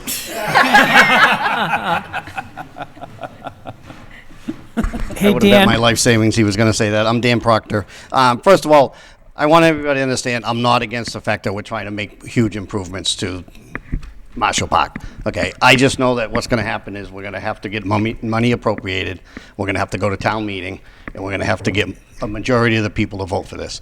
So I'm just speaking for everybody that has been speaking to me since this whole thing started. Okay, we just need to have a lot of questions answered. Okay, the whole question about the distance of these fields. We know what a 90-foot baseball diamond is. That's 90 feet from home plate to first base. We all understand that. But like Joe said, if these outfields right now, the way they're scaled that we don't even know, if they're only 295 feet, then I can tell you right now there's a lot of people that are going to vote against it, okay? If we're not going to have a plan that's going to show dugouts, all that type of stuff, there's a lot of people that are going to vote against it, okay? The whole comment about the snack bar, Mr. Delaney and I work together, Little League, Bengals, whatever. You can't make any money selling water at $1 thing, all right? There's just no money, and even popcorn at $1.50 or whatever. The money is in the hamburgers, the hot dogs, all that type of stuff, okay? I understand the Board of Health has to make that call. But if we design a snack bar that has 3 sinks, washing facilities, people that can run it who have been certified, then the Board of Health really can't say no. Because that's my hope. That's what I. No, I believe that, okay? Yeah, that's just my professional opinion. So again, we kind of need to think I don't that like going way. to a football game on Friday night and not be able to get a meatball sub. Right, exactly. So, ultimately, if we're going to try to get this to pass, then we just need to consider those type of things because that's what's going to get people to raise their hand at town meeting. Otherwise, we're just going to tell people who don't really even care, meaning the older people in town like Mr. Rogers and what have you, and don't want their taxes to go up and they're going to shoot it down. Let's be honest, we've all been to town meetings, right? That's how it works, okay? It's a little bit of the politicking part of it, so we have to make sure we answer those people's questions. You made up a comment about the septic system compared to sewer. Personally, we're going to have an ejector pump to pump from the bathrooms up to that new system anyhow, so why don't we just pump the other way to the sewer on Mass Ave and be done with it? Then we don't have to put a leach field in that area, and then you have more potential for parking, for other buildings, walking paths, whatever. So I just feel like if we're going to pump anyhow, why don't we send it down Mass Ave and go with it that way? That just, in my opinion, seems to make more sense. Again, I'm not against this whole project. It looks beautiful. Then, can I just say, I appreciate everything you're saying. One thing that, like the details you're mentioning, we can only get those details once we decide on these things. So it's a question of like where in the process we are right now. Okay. So right now, we're in the process of conceptualizing where the fields are going to be and where, X, Y, and Z. So then we can go through the process of, giving a detailed information about the sinks and everything, because all of that is a whole new level. And you probably know way more than I do of details, but I think as in terms of the process, we are just in the process of saying what we like the most that we think is going to work. So then we can move on to the process of what is the cost and get the details that we need. Because you're right, once we get to town meeting, we're going to be scrutinized for everything. Right. And I'm with you 100%. It's just where in the process we are right now. Okay. I know another concern, and I'm sure Mr. Rogers would say the same thing. What are we going to do with the memorials that are on those fields? Yep. You know, are we going to have an area designated for that so that we can always She just, seems you know. excited about it. Okay. Yep. Mm-hmm. So one of the thoughts, oh, sorry. So one of the thoughts that we've been tossing around is having a memorial where you're more connected to it and you interact with it, rather than having it just kind of somewhere that you walk past it. So what we were thinking was we would have the memorials sort of on the ends of these benches here, so that when you come to Marshall Park and you sit down on a bench and it has the memorial here and the memorial here, you're sort of sitting with that person's memory. And we were also thinking about future memorials for Marshall Park. And it seems this is sort of beyond our scope, but thought it would be nice to have, if you'd like to memorialize someone, to donate a bench or to donate for the maintenance of a bench. And there's a plaque, and it can be something personal. And that way, not only does the person who's still with us get to go and sit on the bench, but others get to sit there also. It's like an act of generosity through memorial. So I do think the memorials are very important. We're not quite at that detail yet, but it's been made room for in here. And in the sort of preferred option that we further develop, we'll be showing those in a little more detail. So I want to make sure you know that those are not, they're still in our minds. And again, my comment about, you know, how long the baseball field is really just comes down to, if you told me that all this is going to happen and the most we can get out of that outfield is 290 feet, then I'm going to vote against this whole project. Because the comment that we're making about the sun setting, okay, the guy that built that baseball field in 1932 or whatever year that was, I'm pretty sure he knew that you built baseball fields facing the way they are, so the only guy that gets the outfield sun in the afternoon is the left fielder. Okay, so that's why that baseball field was built the way it is. So we're kind of reinventing Abner Doubleday's philosophy on how to build baseball fields just because we're trying to cram it all in one spot, which isn't really the best way to do it, sadly, okay, because we're trying to make almost too much out of this park that's there. I love the parking. I mean, we talk about that all the time. You can never have too much parking. So all those type of things, the paths, everything, beautiful. But we're cramming a lot together, and safety, I think, is a huge thing that we need to consider because, like Joe said, you get some high school kid hitting a foul ball in that baseball screen, and we don't want some kid walking down the path and catching on the side of the head. I mean, we're talking some serious stuff. So we really need to make sure we're aware of that. Yeah, definitely. And I want to thank Pat for joining the Park Commission. You've been sick long, or is this, something new? Until May. Okay. You're gonna vote for him in May. That was it? That was it. You sure? That's 24 cents. Right. What do they say in the courtroom? Hi, I'm Pam Porter, and I live at 114 Chestnut, which is probably the Did I closest bring the house whole to the park. Neighborhood, yeah. So my house is, I don't know if this is going to reach, but I'll point it out. I have two concerns. All right, so, can you hold that? My house is literally right there. So my backyard is the park, and I have a stone wall there now.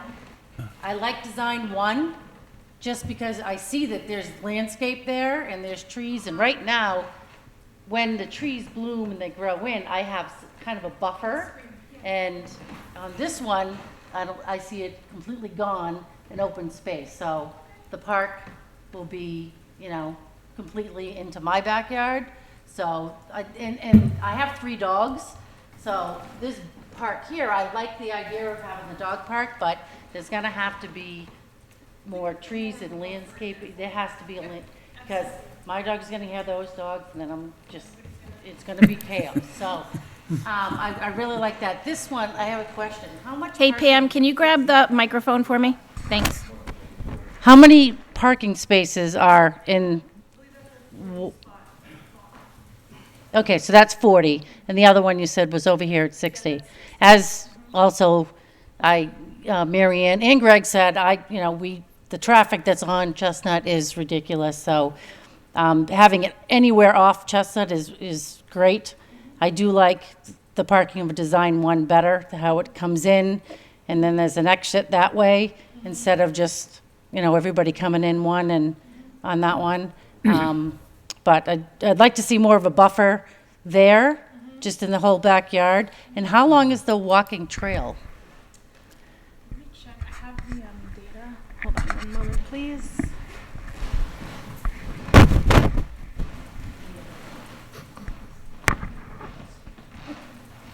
No, the walking trail through here.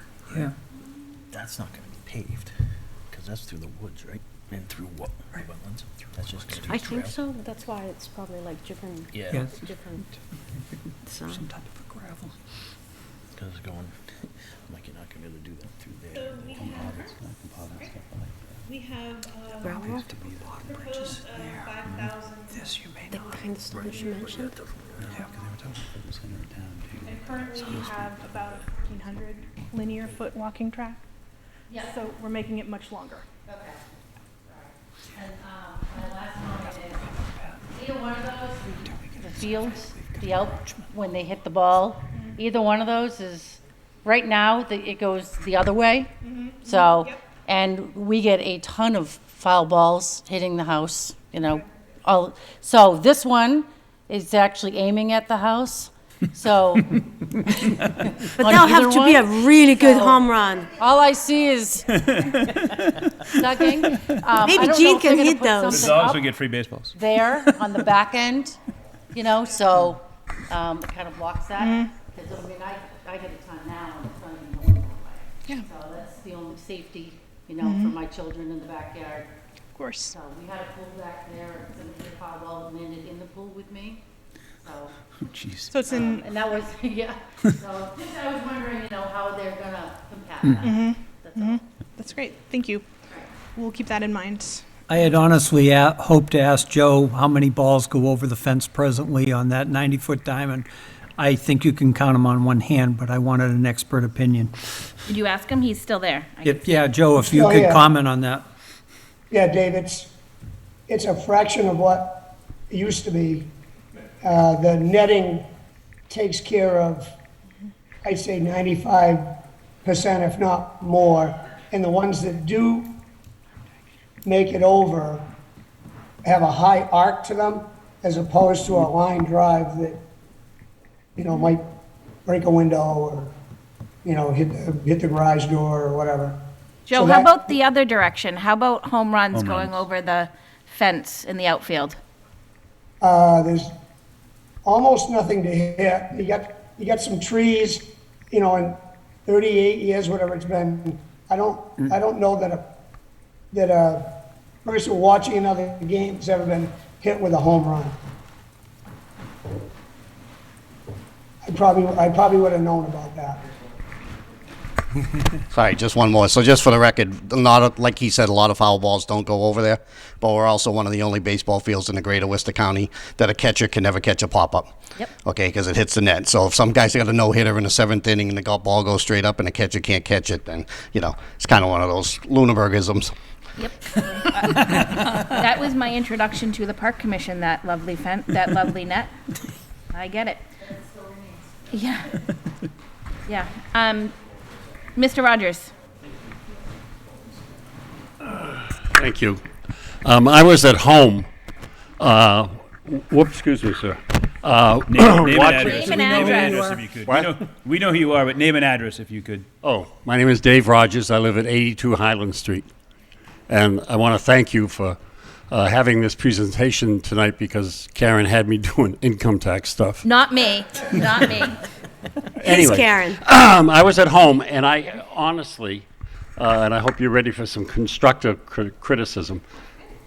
I couldn't orientate myself. I didn't know where Chestnut Street was. I didn't know where Mass Ave was, and very frankly, I couldn't understand the configuration here. And I, for the life of me, still can't understand why you would have, in this plan right here, the I believe that's, the top is the baseball, right? Okay, and if that, I now know it's Chestnut Street, right? So you're hitting into Chestnut Street? I just question the wisdom, and I think that Joe Ruth and Danny hit the nail on the head with the position of this thing.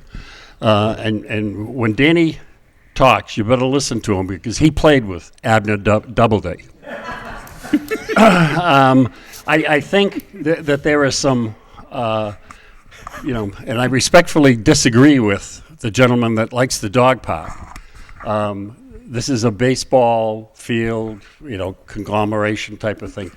And if there's 150 parking spaces, what happens if 75 of those cars has a dog?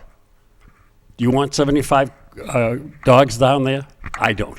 Okay, but it's just a classic comment. Can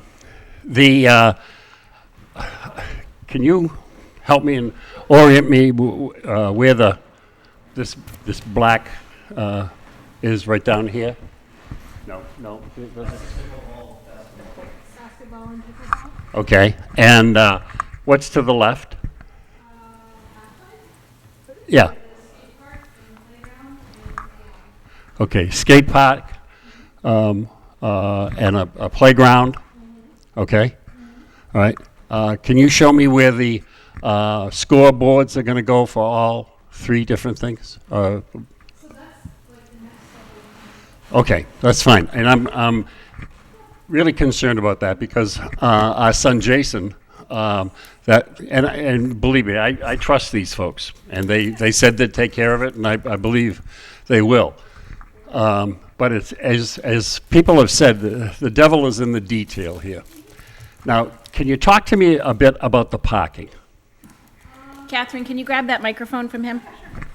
Oh. Thanks. Sorry. Actually, yeah, I'm at the end of the rope here. Can I point it to you on this screen up here? Is that okay? No, I prefer this. I'm afraid you're out of luck. So can we show that on this screen up here, please? Are they listening? Thank you. Dave, you can go up there, Mr. Rogers. You can go up. Yeah. You can. She's not going to bite. Not. So, here we have one main entry off of Mass Ave. You come in here, and you've got 90-degree spots all through here with an aisle. Okay. You can drive up here, more 90-degree spots with an aisle in the middle. Yep. Then you have your turnaround, come back out, Yep. come out onto Mass Ave. Okay. And that takes care of the fire turnaround. You up sure? here. It should be able to get around here, yes. So you're not sure? You should be able to. Yeah. Okay. We have a 75-foot radius here. Okay. And with the overhang of the front of the fire engine, Yep. that should be fine getting around through there. What do you need on a cul-de-sac, Dan? Yeah. It differs because of the turning radius of fire apparatus. It's not. It's there's a call nothing to set in the. stone. It's a call to the fire marshal usually. Yep. And buses often pull into those parking lots too, so that's. It just seems, very convincing. Yeah. Can we get the plans back up here, please? There you go. But they're not Thank to you. Scale, anyways. Yes. So there's that. Yeah, Okay, there's no scale on it. Comes So in you off can't of Mass Avenue. just show it. I'm obviously, I don't know anything about this, but visually, it seems kind of cramped, but that's in the details. And this is the pickleball? Pickleball court and basketball court. Okay, where's the snack bar? Right here. Right there. Okay.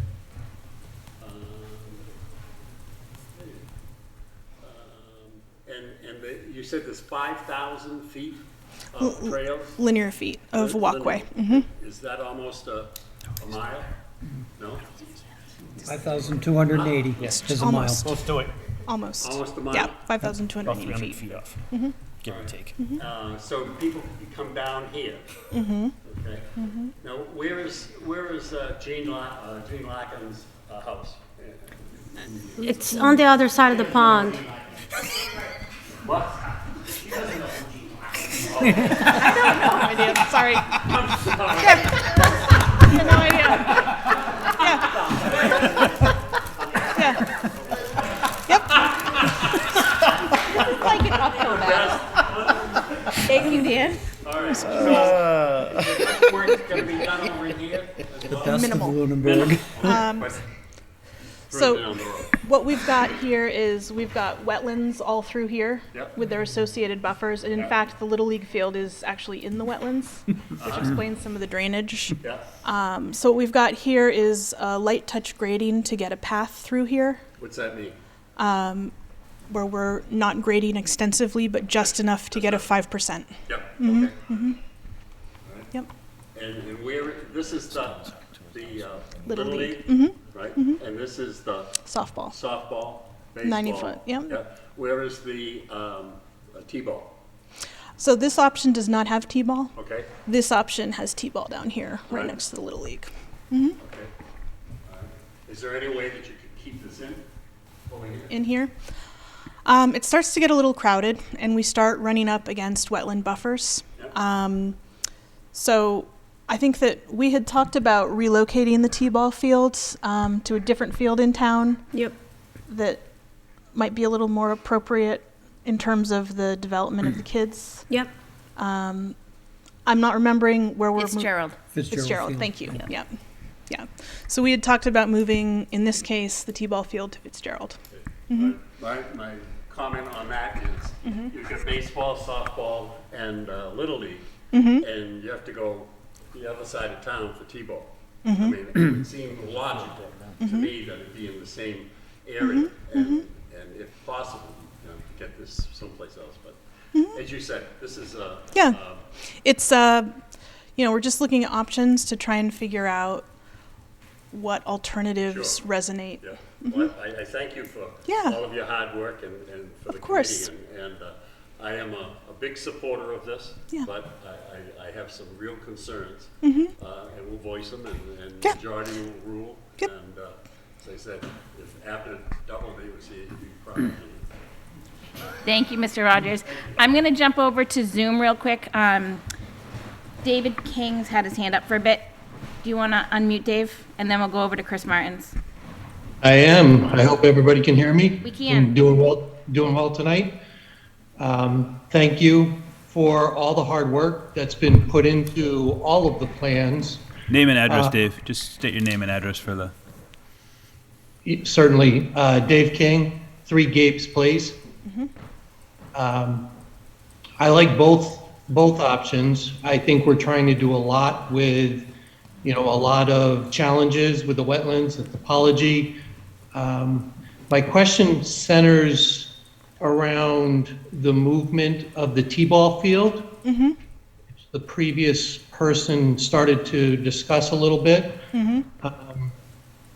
Certainly, I think it would belong down in Fitzgerald because that's the progression of a ball player from T-ball to the small fields, both Little League or minor league and softball, and then over to Marshall Park for the continuation of the playing. But my concern would be the studies that are needed for Reservoir and Fitzgerald Field. When both fields are in use, the parking isn't nearly as adequate. There are, just people are all over Reservoir. So the concern would be, is the study also going to include that location? And are the dollars going to include, revamping Fitzgerald Field? It does not, Dave. It's not included in the cost. Yeah, so I guess that would be, now you're leaving the T-ball field kind of up in the air if you go with option 1. I love the basketball court. but I think we're losing a lot in not knowing where the T-ball field is going. Thank you. Thank you. Chris Martins, do you want to unmute? Yeah, Mr. King actually just stole my thunder, but Chris Martin's 981 Northfield Road, and I have the same concerns that Mr. King just had. I actually coach baseball and I now coach softball, and I just don't see where we could put a T-ball field over on Fitzgerald without doing a lot of major work over there. I don't know how much of that wooded area the town owns, but We don't. So, Chris, let me just answer that for you to clear up some of the thought here. And as a commission, we have to have further discussion on this. If a T-ball field was moved over to Fitzgerald, I am not anticipating a third field being put over there. I'm anticipating using the fields that we currently have and incorporating the T-ball program into it. We don't have much space down there at all. What you see right now is basically what you get at that location. We don't have any more grass space. all right. So once again, from coaching T-ball and baseball and softball, that would be a scheduling nightmare because between practices and games and between the instructional league and then the younger softball players, they have the minors and the majors play there. And then trying to also schedule T-ball in there, I think that would be a scheduling nightmare. From doing it myself for the past 14 or 11 years I've been coaching. I don't see that as a viable option. So I would hate to see the T-ball field once again go away and then not have a viable option to replace that T-ball field. The only other field in town that has baseball access is McNally, and there's definitely not enough room over there to have two fields either. Thank you. That's. I mean, this isn't a problem. I'm not putting this forward that this is a problem, but what I'm about to say to you, I don't want anybody to take the wrong way. There's 150 registered baseball users in town. Lunenburg Youth Soccer, who doesn't have their own field and can't get field space through the Parks Commission, they have 150 in-town players that does not include anybody over the age of third grade.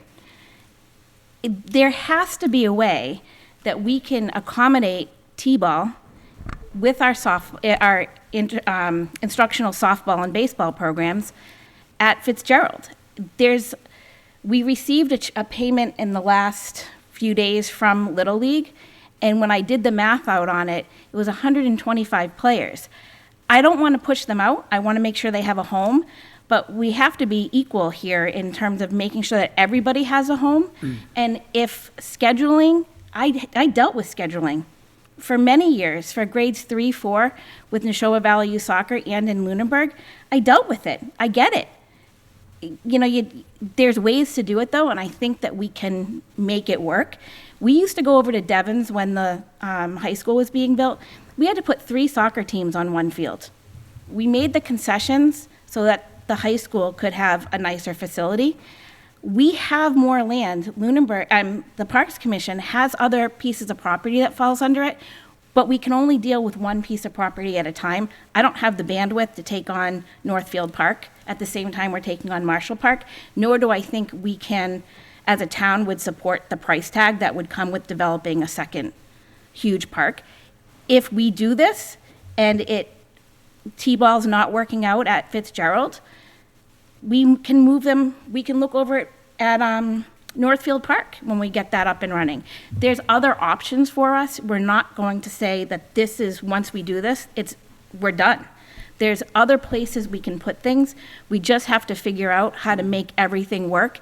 And I don't think that, I think when we are looking at Marshall to try to keep everything there for the sake of keeping it there because we're afraid of change and we don't want to have to deal with the scheduling, I think in the long run, that's not the direction we want to go in either. I think we need to create the community center at Marshall Park that people want to use it, and they're not just driving by and thinking, oh, that's only baseball.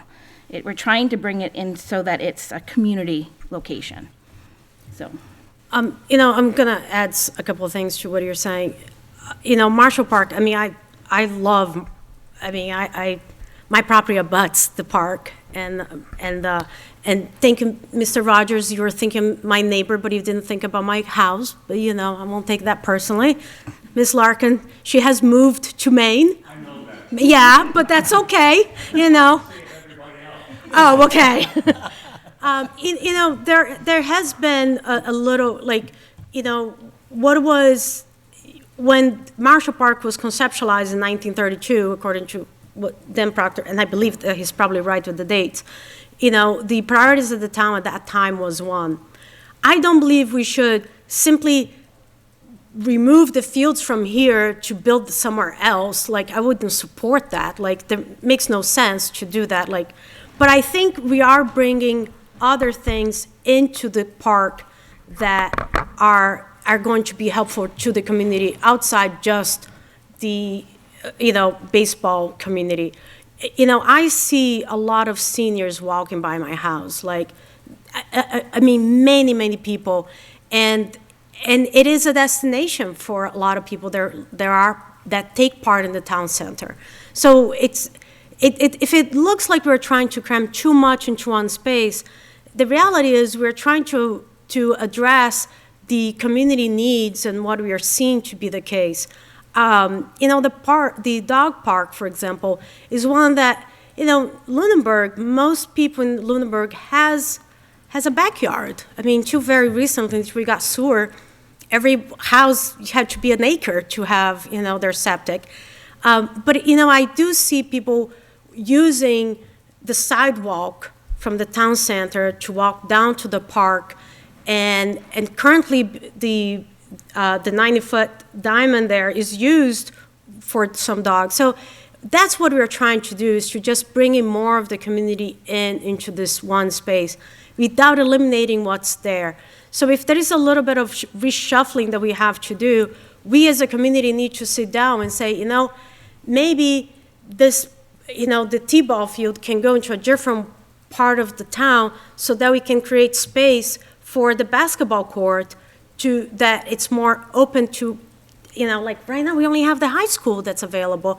So I just want us to kind of reframe like how we are seeing and what we're trying to accomplish. We're not trying to erase or eliminate things. We're trying to bring more of the community into a space that's accessible to a lot of people in the community, especially because it's located in the town center. So anyway. Just come up to that. You can come up to the mic. And I appreciate that, and I'm not trying to, I said Are you before, still I'm not Dan trying to shoot Proctor? this. I stood on Proctor But- from SF somewhere. 1529, exactly.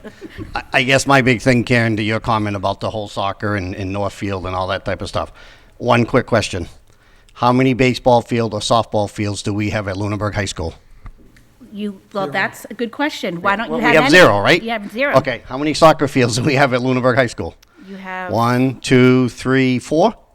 It depends on how you want to look at the turf. But Okay, yes. right. So when you wonder why the hair gets up on the back of most of the baseball and softball people's backs because of this whole project, that's probably the good answer, okay?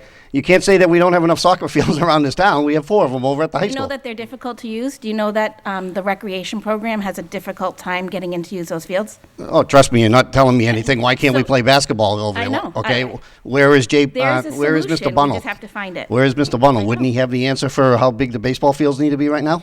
Okay, so you're not telling me anything about the restrictions that the high school puts on us, taxpayers, okay? But I'm just saying, we do have options for soccer in this town because we have more soccer fields than we have baseball fields and softball fields over at the high school, okay? So, and that's just a fact. So, and he's been talking about trying to get a 90-foot diamond over there for a while. I mean, I'll believe it when I see it, you know? I mean, it just, you know, so. Yeah, I mean, I was not part of the project, but we built a brand new high school less than 10 years ago, and somehow baseball was not. Yeah, and softball. So it's just, I completely understand. All I ask is that we got to be open to reshuffling so we can serve more. The location of Marshall Park is important to a lot of the community because of its location. And we just want, their goal is, I would love for our seniors to just have a destination to Marshall Park and hopefully having a sidewalk all the way through that doesn't stop halfway. You know, like there's so much. So it has to be all of us going to the table and say, okay, if this one field is not here, where are we going to put it? That's the goal. Right, So- but the hard part about it, I don't know the dollar figures off the top of my head. Right. But I know you probably could build a lot of soccer fields for the same price that you can build a 90-foot diamond. Okay, when you start looking at fencing, diamond, infield mixes, all that type of stuff, baseball fields are extremely expensive. Same thing with softball fields, okay? Whereas, a soccer field, whether it's turf or grass or whatever, is pretty easy in the sense it's just big piece of land flat, one grade, seeded, that type of stuff, okay? We did that with the track and field. So when you're talking about spending money at Northfield, wherever that potential is, why are we spending so much money here why don't we just go over there and build soccer fields over there? Rather than trying to fix. We're not building soccer field here. I understand that. Yeah. But we're bringing up the soccer field I know, scenario. which So I, it comes down- and it's. Everybody just figures the soccer field's like a dark cloud over this whole project. I know, but this is not about soccer field. There's no soccer field in this plan. There is bringing other elements of the community that we need into this plan. That's all. Soccer field's a whole other thing. The graphs are back up, and I'll point out with the graphs and the needs. This isn't a survey that 30 people filled out. Mm-hmm. It's a survey that 450 people in town filled out. Mhm. So I know some of the other surveys are getting circulated around, the School Street Pro, I don't know how many people filled the survey out. I don't think the numbers were nearly as high as the survey numbers that we have for the Marshall Park surveys we did put out. So I mean, that's a graph that, truly, really, I think speaks some more volume to what folks are looking for. And again, I think everyone's on the same. We're not trying to eliminate something. We're not trying to remove something. I think Karen's point, it's about soccer valid. I'm in the thick of soccer myself, so I mean, I get it. My daughter played baseball, t-ball, and instructional baseball when she was little. Mm-hmm. So I get all that, but I think there is some sorts of things that everyone's going to have to give a little bit to make something better for the entire community. I think is where we're at. I think. No, I hear you. Trust me. I mean, a skateboard park, all that is definitely huge. And the valid point. location is really like what makes this. I mean, the fact that it's in town center, that we can bring so much. And the reason I have, I chose my house where it is, when the busiest intersection of town, is just, I love that live, the community, everybody walking, kids walking. It's just wonderful. And we want to, we just want to open the space to other people that could use. So it's not, and I support baseball. I get it. I agree. Thank you. Thank you. Thank you. Do we? There's still people out here too. Yep, so it's some more people in person, and then we do have a couple of people on Zoom. So come on up, Mr. Fortune. Hi. You shut this off? Still on? You're on. I'm on? Okay, good. Sorry, can't hear myself. John Fortune, 50 Hemlock Drive. A couple things. One, when I looked at these plans originally, actually I liked the look of the second plan only because the bathrooms and everything were kind of in the center of everything. That looked pretty nice. I did coach baseball when my kids were young, and there was always somebody running to the bathroom. So that seemed like a good idea. But as we look a little bit closer, you see the backfield of this, and it's hard to see. I happen to take a picture of it, and I can see it on my phone, but at home you could zoom in on it. The backfield, the fence that's going to end up running along there, because you're going to end up with some fencing over here, is kind of going to run right down where the the plans are, the walkways are, whatever. So all of a sudden, this starts to get really crowded. I'm going to turn this over. I noticed the parking here, that everybody would have to turn around in this parking and go back out the way they came. If we look at the first plan, no, go ahead. Yeah.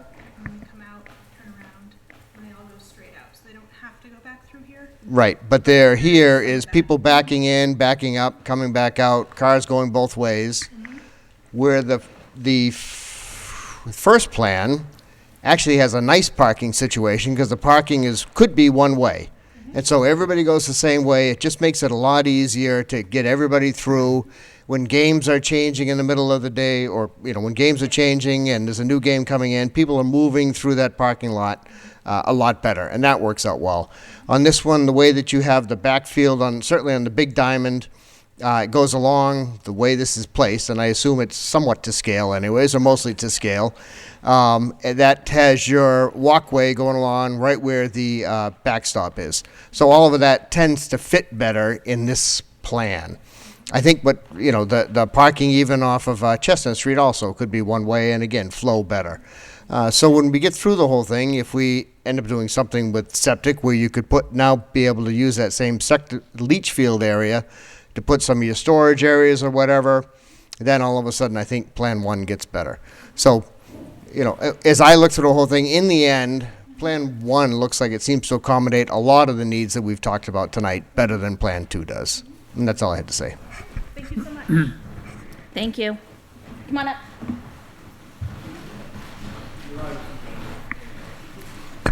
How are ya? Good. I'm Pat Farrity, 298 Highland Street. Not much to say, just a quick thing I had about the potential basketball court there, and the proposal of maybe it being like a multi-sports court. Where I grew up, there was a lot of multi-sports court. It wasn't just necessarily basketball. It would have soccer. You could play deck hockey there. Maybe instead of like a cage, maybe a solid up like 4 feet or something, just around there, just to get more people there than just basketball. There's already a ton of basketball courts in town. I don't really see people there. Can you use them at the school? Not You during, can't use them? Not I during always see the school gates open, hours. but not during school hours. Not during right? school hours, but Correct. after school hours. Okay. So yeah, even then, I don't really see them used too much. So is that there? The playground, I would definitely say composite. I've got young kids, and we've been to all of them, and the composite is definitely the way to go. That's my opinion, anyway. The only other issue maybe I had was so where you're coming from Highland Street here to there, there is no sidewalk actually. It finishes right there, I believe. And should this park look like this in the end, you're going to get a lot of kids coming straight from school trying to go down there. That's would be my only concern. It's not the best walk-in road, but that's a whole nother project. So. We're sort of hoping that if we provide these nice pedestrian connections, the town in the future. Oh, me too. I'm hoping so too. So, all right, that's all I got. The multi-sports court and baseball sucks. Everything goes away.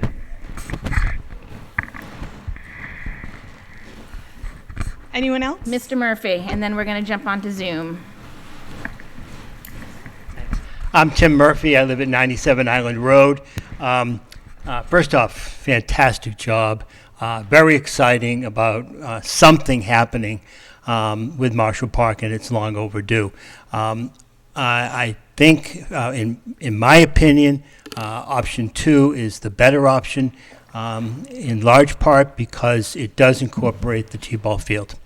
And I know, Madam Chairman, Chairwoman, I heard you loud and clear, but I also, having sat at town meeting for many, many years now, appreciate that you can have great plans and then small fractions of people vote against for different reasons.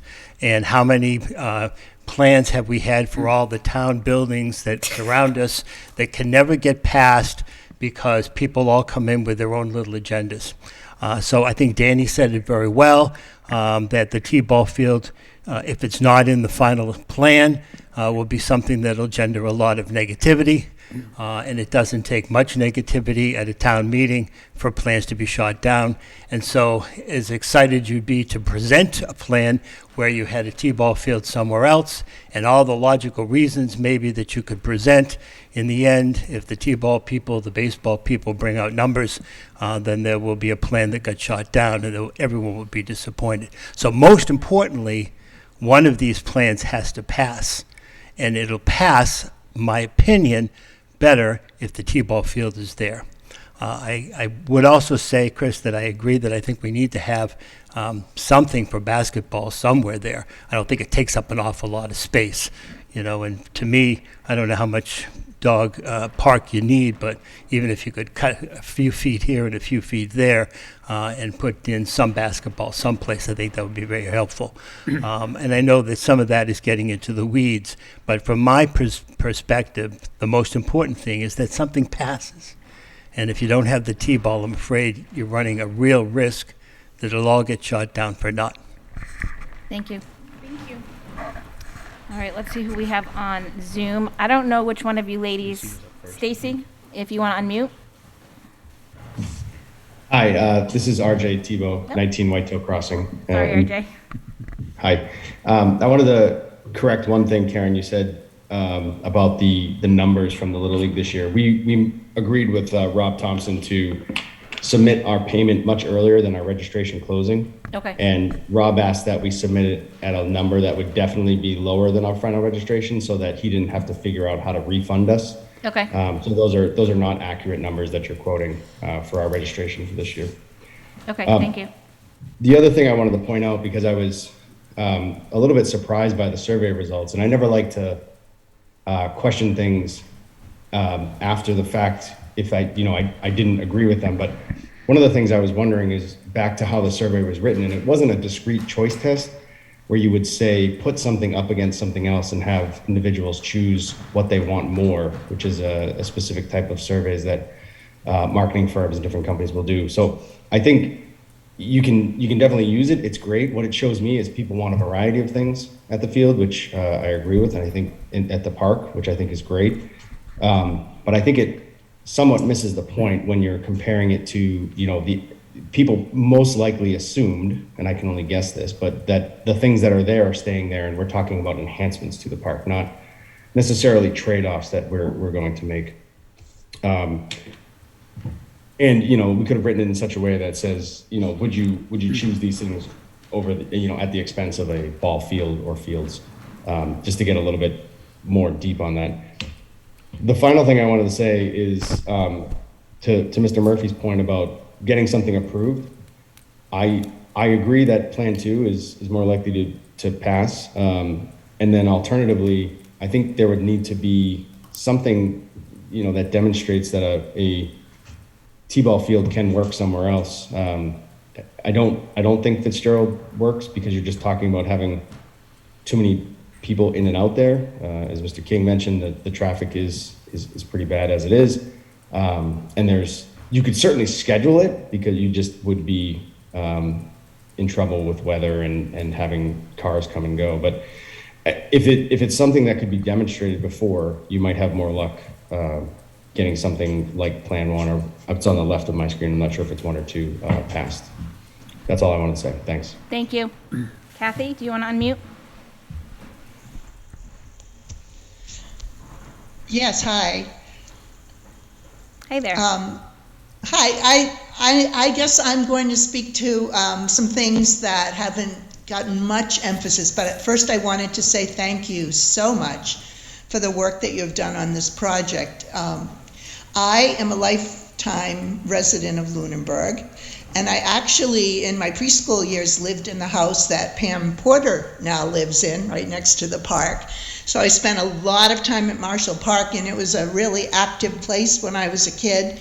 4th of July bonfires were there. We had our high school junior senior relays on that cinder track, and it was really kind of a hub of the community. And I just love the idea of it going back to being that kind of a setting.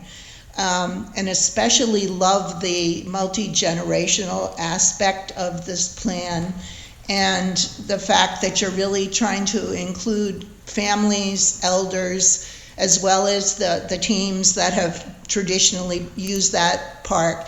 And I'm one of those walkers, and I live up on Fairview Road, and I walk up to the center of town, and I make a loop through Marshall Park and back up through the center of town. And it will be great to have those walking paths, and I especially like the connection to Marshall Pond and the overlook. It's such a beautiful spot.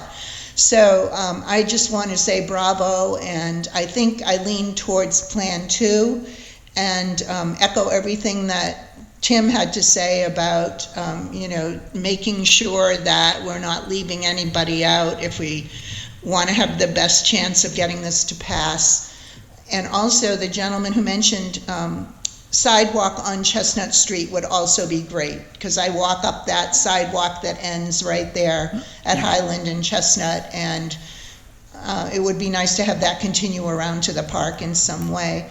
I'd also like to see the majority of the parking be oriented towards Mass Ave to cut down on the traffic flow on that nice quiet Chestnut Street as much as possible.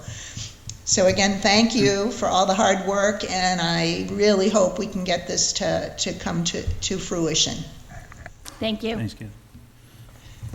Anybody else on Zoom have any comments they'd like to make? And in person, Mr. Begley.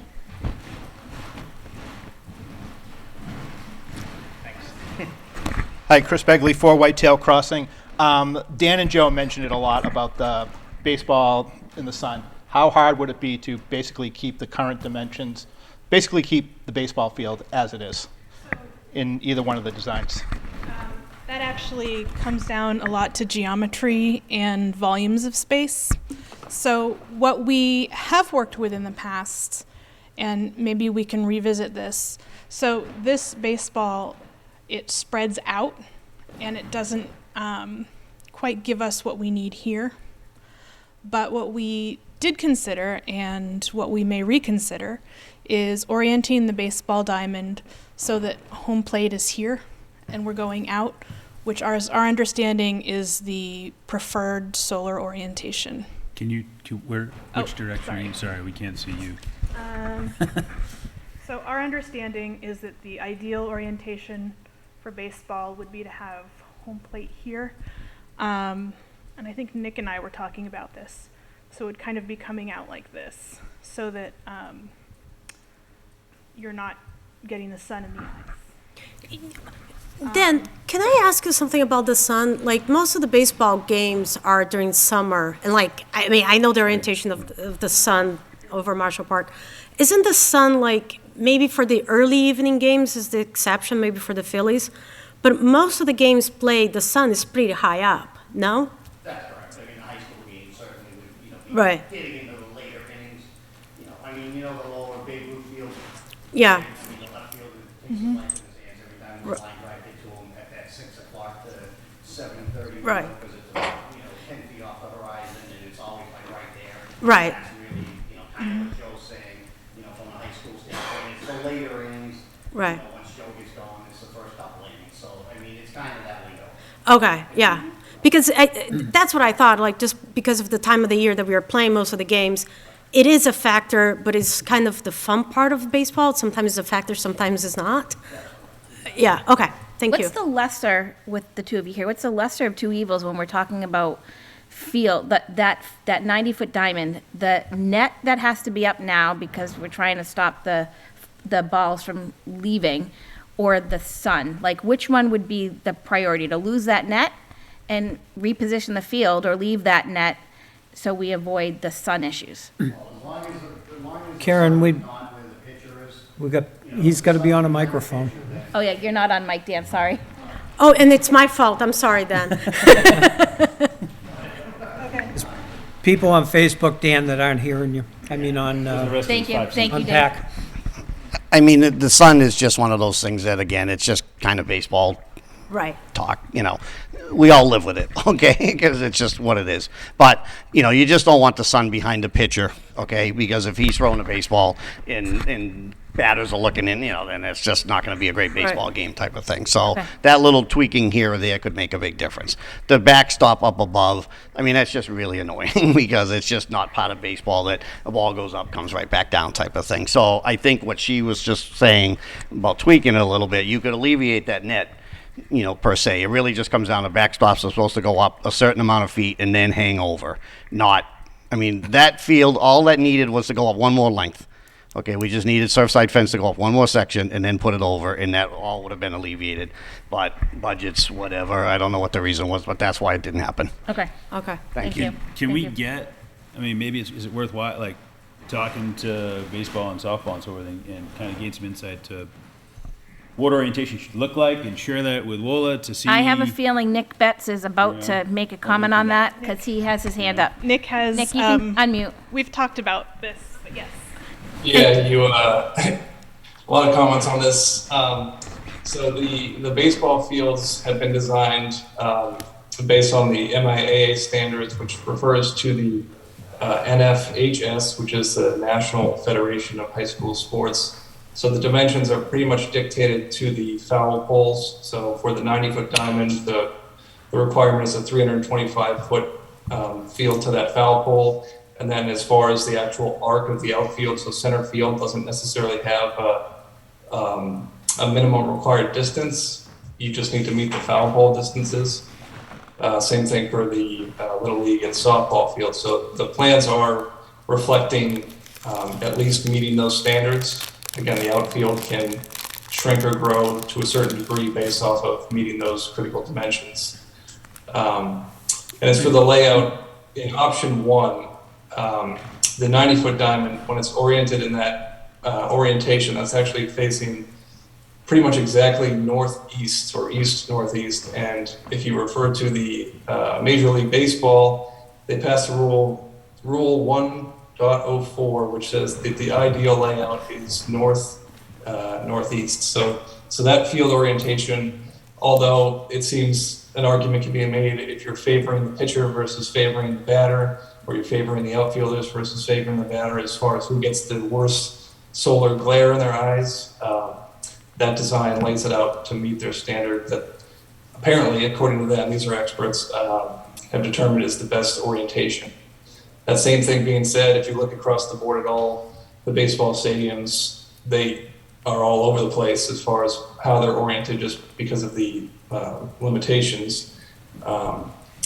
So there is no, there's the ideal one, and then there's make it fit variations on that same rule. So there is no, real, I guess there's no real, solid rule that says it has to be one way versus the other. That's because they're not soccer and. Yeah, exactly. But yeah, so option 1, actually that 90-foot diamond is laid out almost exactly to the preferred orientation of a professional baseball field. And there was one comment that was interesting about the house. I couldn't see which lot she was pointing to. I'm assuming it's the one at the kind of the top corner by Chestnut Street there. The distance of a home run hitting that person's house would be farther than the longest home run hit in the 2021 season. So unless there's some studs in Luneburg right now, that would be a hell of a I think Joe's telling us that he has one up and coming, right, Joe? I saw his eyes perk up, so I just assumed that's where Yeah, I'm he's not going. sure about that. So those things were all considered in the layouts of the field. Obviously, we kept the Little League field as it currently sits, but we've rotated that 90-foot diamond every which way to try and make it work for both the players and the other park users. So it has been discussed at length with Catherine Helm. Thank you. We hijacked your comment. Go ahead, Mr. Begley. That's fine. A question on the parking for both designs. What about bus parking? Because you're going to have buses that are going to be dropping off when high school and softball, baseball seasons. Is there places to accommodate? Are you going to make designated bus parking spots, or are they just going to take up 6 or 7 parking spots like they do at the high school when there's football games? Where the buses would be dropping off, we certainly have room for turning around in here and on alternative too. We can certainly try to accommodate some bus parking if needed. What do they do right now? Yeah, what do they do?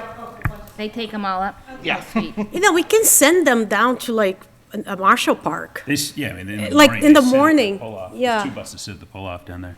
Right. That would be a rule. That would be something we'd have to look at to kind of, I don't know if it's a rule we establish or the high school establishes a rule for baseball games or whoever's coming to town. Dan could tell me if I'm wrong, but I think they always park at Marshall Park anyways, right? That's correct. And then whoever's coming with a bus, they need to be told, like, the bus doesn't stay in the parking lot. You need to go, here's the address, and you're going to go park here until the game's over, and this coach can call the. Yeah. That's a simple. But I agree with you. You go to a football game, or a soccer game. There's soccer and football going on or whatever at the same time, and you show up and there's 2 buses parked behind the bleachers on the. You're taking up 50 spots. And then could you flip it over to number 2 real quick? What's this area behind the skate park? Oh, that is a Pollinator Meadow. Could the basketball court go there? So, could.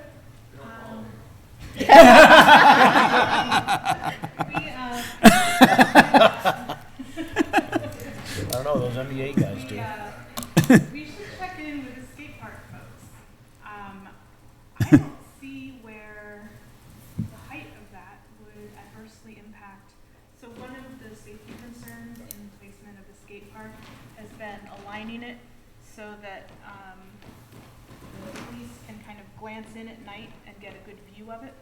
But a basketball court just has a flat surface and 2 goalposts on either end. Right. So I don't see why that would, yeah, we can take that a shot. We'll take a Oh, look can at you it. get on the Yeah. mic? Can you be on the microphone? Catherine, you don't have the mic. Let's see.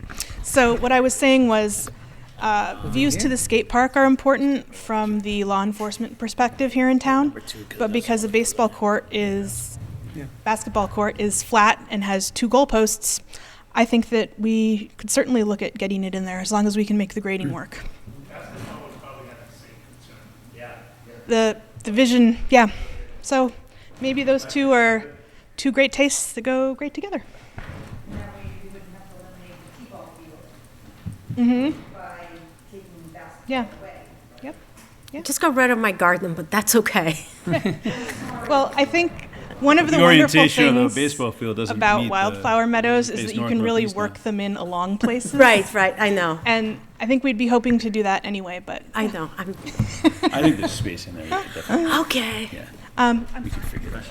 Yeah, just one other quick question on either one of the designs of the baseball, the 90-foot diamond and the softball field. Are you talking about fencing going down the left field lines and the right field lines on both, and then fencing in the outfield, or just Kind of here. outfield fencing? Still have a little bush right there. TBD. From looking at this, there are 2 ways to look at this for perspective. From the perspective of it being a public park, we would hope for minimal fencing and feeling more open and like it's a park for everyone. In terms of looking at it as a baseball facility, you would want, I think, the fencing that you have already, with the understanding that that kind of carves it up a little more and it feels less like a park and more like a facility. So it really depends on what the town wants to do. And we defer to the town on their preferred fencing, but those are sort of the 2 sides of the coin. Yeah. Yep, of course. Karen, could I ask one question? Maybe to Nick, or Catherine might have the answer. Could you just, do you guys know yet, between the dog park and the, what we call Powell Field, the baseball field that's not going to be touched, that area in there, is that all no-touch zone, or is that usable, some of that usable? Between the dog park and there. So what we've got there, and this is something that actually Dave wanted to talk to you about, which is that wall runs along there between the dog park and what we're showing is the 90-foot diamond. Right. Now, you had mentioned that that wall was historic. And so we had kind of worked to keep that wall in there so that we weren't running afoul of the Historic Commission. That line that's there? Yeah, that's that line that's there. Okay. So we would certainly need to look at the grading. I know that there is wetland buffer in there. I would just have to look closer once I'm at home at the CAD to really understand it. But we generally considered that area somewhat less developable than others. Yeah. But we can certainly look at maximizing it. Yep. Yeah. Okay. I just bring up that question because my preferred option, well, 2 possibilities. Option 2, if we can find a place to get the basketball courts in. Okay. With the basic configuration that you've already got there. Or go back to option 1 and see if we can find a spot for a T-ball area. T-ball does not take up a lot of area. I mean, you show it as a triangular field, but it isn't. It's a square field. It's a rectangular fenced area. So, you know, they're both workable. I have to say that when I first envisioned this a number of years ago and have pushed for us to do this project, I never envisioned that we would reconfigure the entire park. My vision originally was to enhance what's already there, bring back to its glory what has been there for many years, and add use to the property. I'm starting to be sold on this, but still have reservations. Yeah. Thank you. And, I think it's interesting, we've been talking a lot about how to best configure this park and spending time looking at sort of the historic photographs and the WPA and up to now. And I think one thing that has, I don't want to say precluded, but because now we have ADA access, and we want people of all abilities and ages to be able to move seamlessly through public places, I think the grading of the park as it is really does preclude that. And so part of having to regrade so much of it is, all right, well, let's configure it so that we can get more in here. When we put the ball fields back, they'll be updated with, technology today, better infiltration, better stormwater management. So I know it can feel a bit jarring, but I think the regrading has a lot to do with the overall rearrangement. So, yeah. Okay. Yeah. Thank you. Thank you. Madam Chair, do we have to make a decision on a basic design, 1 versus 2 tonight, or are they going to be moving forward with tweaks on both again? You tell me. Okay. Well, what we wanted to do was give you time to think about alternatives 1 and 2. And then once you've arrived at a decision, then you let us know what your preferred option is, as well as any adjustments that you might want made, or just hope we would like minor, not major. And then we'll make those sort of tweaks and dial it into our final design concept. And at that point, we'll present that to you, and I believe to the town manager, with a final cost estimate for the final alternative. So, Thank you.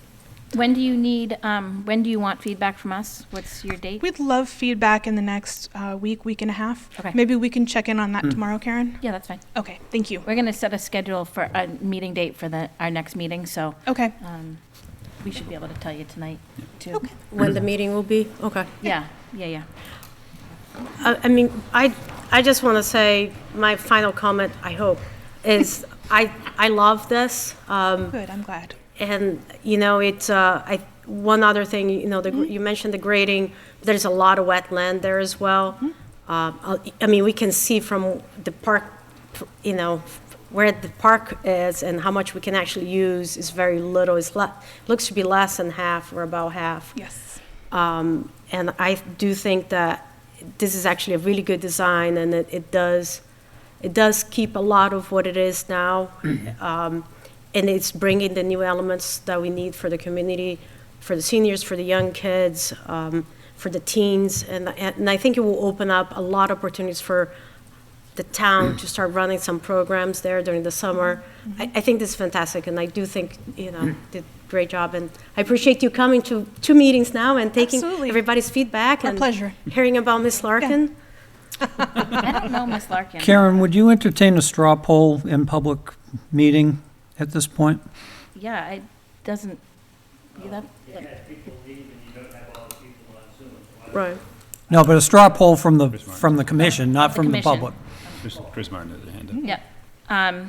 Dave, Chris Martins, you can go ahead. You had another question?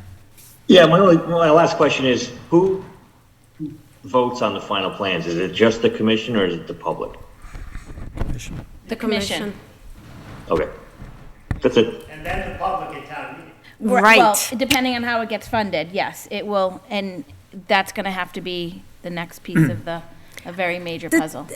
The town will have to put some money in. It will make it to town meeting. But does it go through as one? Let's just be honest about this. Does it go through as one gigantic project? Does it go through as pieces of a project? Does it go through as matching grants? There's many pieces to the funding puzzle. Right. Yeah, and we do have a number of people that are waiting in the wings once we do have a completed plan to assist in applying for grants and our legislative group earmarks, so on and so forth. So my intent, and I told Mr. Rogers this a number of times, I would love to see this entire project funded with ARPA funds, earmarks, and grants, and keep as little cost to the Luneburg taxpayer as possible. That's the goal. That's my goal. Whether it's attainable or not, I'm not entirely sure. That's been the goal. Right. That's what this commission said since the beginning. When we Right, started correct. this process, that was Yes. the intent. Yep. Are you donating a sum of money to us? No, I'm not donating. Surprise. So if we do the earmarks and say we get it 100% funded that way, no disrespect, and please don't take this the wrong way, it would be you guys that would make the final decision on whatever plan went, and town meeting couldn't vote on it.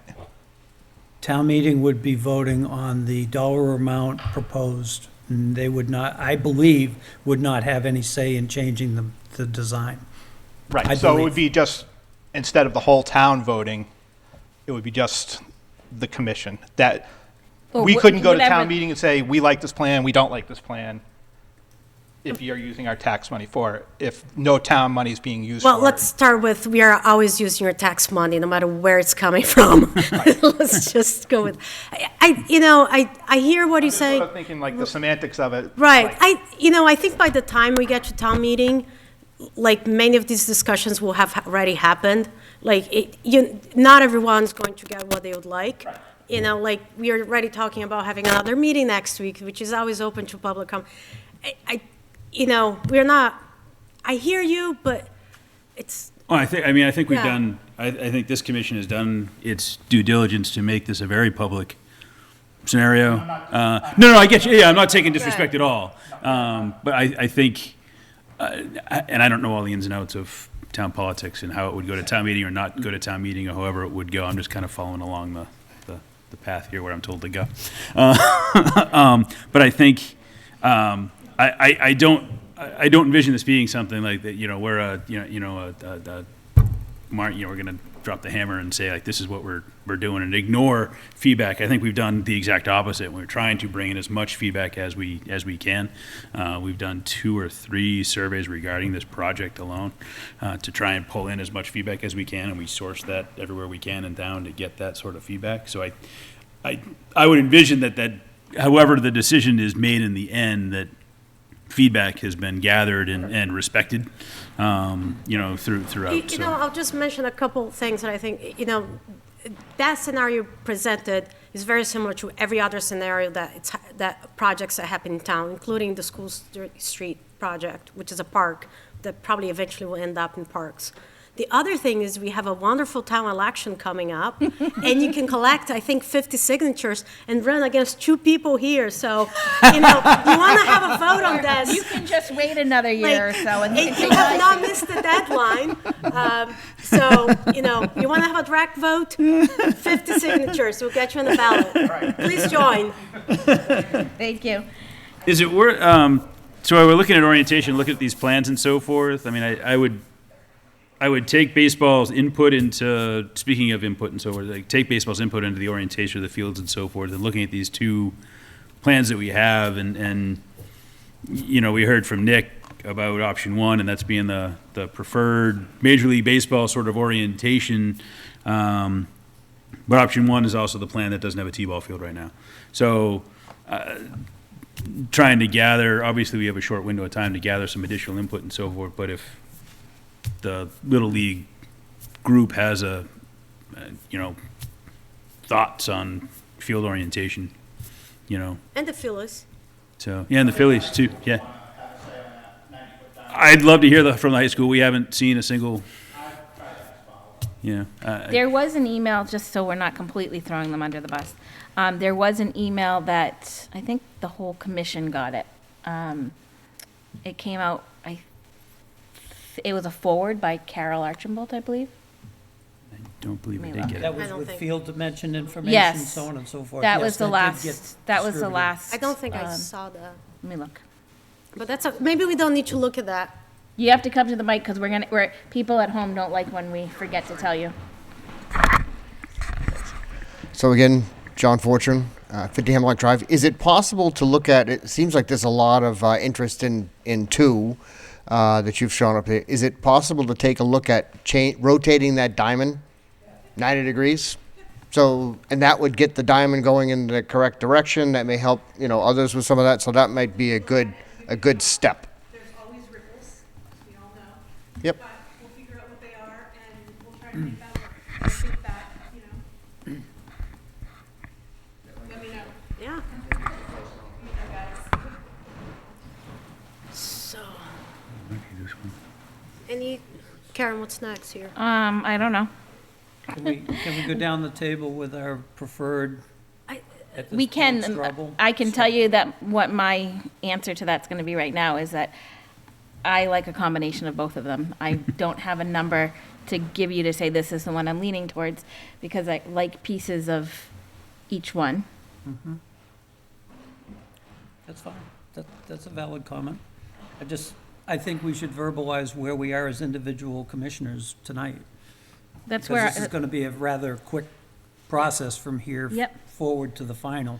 Yeah, I like bits and pieces, and I'm assuming Emily took some notes on, some of my initial comments of like the, on number 2, I like the concession stand closer to the front, so, could that be flip-flopped? I actually like the parking better on option number 1. In both on the Chestnut Street side and on the Mass Ave side.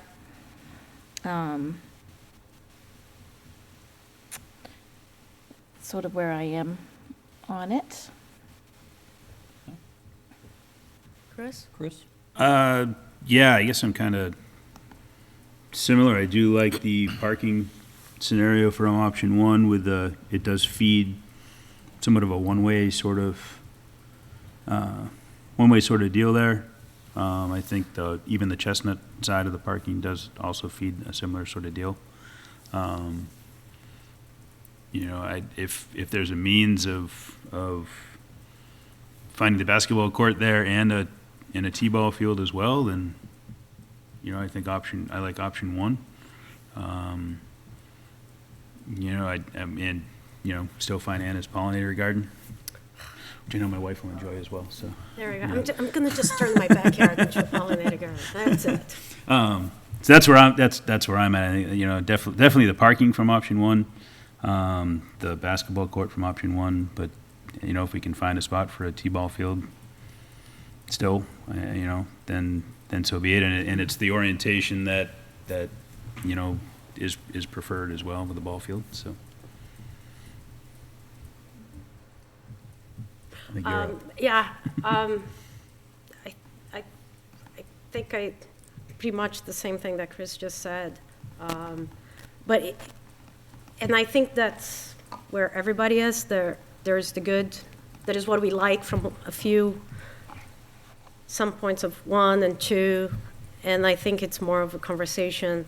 What I see this playing out is really hearing what everybody has said and us kind of sending Catherine an email and saying, is this scenario possible when we meet the next time to discuss? And, as minor, not a whole redesign, but as minor things, such as can the basketball court go right next to the skate park? And that's how I see it playing out. I think everyone, all the comments that we have from the public and ours and the concerns they're the same. So there's no disagreement here of where we're going with this project. The concerns are the same from everybody. Where we would like to go with, it's the same. So I'm not concerned about where we land, but same as Karen and Chris. Thank you. Excuse me. Yeah, my comments earlier, I was, discussing both options, but I agree, at this point, option 1 is my preferred option. I like the fact that the basketball court could be a multi-use court. We discussed that extensively for Wallace Park when that was going to be resurfaced, as to whether we wanted to leave that as strictly basketball or not. Ultimately, we did, because decisions had already been made about that court and the way it was funded. So that's one of the pieces. The other is, I truly hope that we can find a place to put T-ball into that plan. So right now, option one is my preferred option, with every effort made to fit T-ball into that plan. So being on the commission for what, 8 days now, I have to make this big decision about. Saving the best for last. More or less where you stand now with the limited information that you- Personally, I love option 2 with everything in the middle. Everything's at a central location. I know we're talking about tweaking the ball, the 90-foot diamond a little, but it has everything we want, and with the possibility of throwing in a basketball court at some point is where I would be leaning. I do the parking issue with between the two is, it seems to me, seems really like different. It's not 2 doesn't give you that nice one-way direction you can force everybody to go. So I just really like that big central location with everything's right there. And 2, you get it, the playground was a little bigger. You're getting a bigger lawn, grassy area. So with some tweaks, I like 2, yeah. I really do like 2. But obviously with a couple tweaks. I did go back to that email from the school committee with 80 Bunnell's thoughts, and it was going back, this is back to the original drawings. The orientation of the ball field from option 1 with the orientation of the softball field from option 2, which would have had them kind of going this way. If anyone can, which I don't think fits in the. It's not in this plan. That's for the, like preliminary? There was a response to the preliminary, Right, okay, and I don't think those orientations would work. I mean, that has them hitting into each other, so I think that has the same, almost the same issue as them overlapping, essentially. But that was the email that we had, just so we do highlight that we did receive that response. Can I ask a quick question on the parking? Yeah. Doesn't option 2 have more parking than option 1? I think by 10. By 10. 10 By spaces, 10? I think it's. I mean, I know a one-way might be nice, but we're all used to, at Marshall Park, hodgepodge parking, and basically it's a video game to get out of there, and we all can do it. I don't think a make or break of going one way is gonna, should sink the plan. Right. Oh, I okay. mean, No. And if we can get more parking, why not more parking? I guess in response to that, my biggest concern on that parking is on Plan 2 coming in off of Chestnut. There's no turnaround. So if you get one of your buses that decides to pull in, they're either taking up all the spots or they're backing out. And I don't know how, like, that's the only thing when I look at that plan that it really like catches me, that says they pull in, but where do they go? And I don't know, we were someplace recently that you pulled in and you had to turn around because you were looking for a spot and you got all the way through it and there was nothing there. Now you're stuck at the end and now you're bottlenecked in because everybody's following you looking for the same parking spot. You know, we could be creative like Disney World. We noticed last week that they had like green and red lights for open parking spots. You know, we could, that's a stretch, I guess. We could definitely get a turnaround there on the end of that parking along Chestnut. If there was a turnaround, I would be much more comfortable with that, that spot. So, all right, we're going to decide on a meeting date. We have another, and I'm going to bring it up in a minute, an issue that we need to get on top of. So we'll know. Thank you, everyone who has come here. Thank you. Thank you all for your input. Thank you. Thank you. Thank you.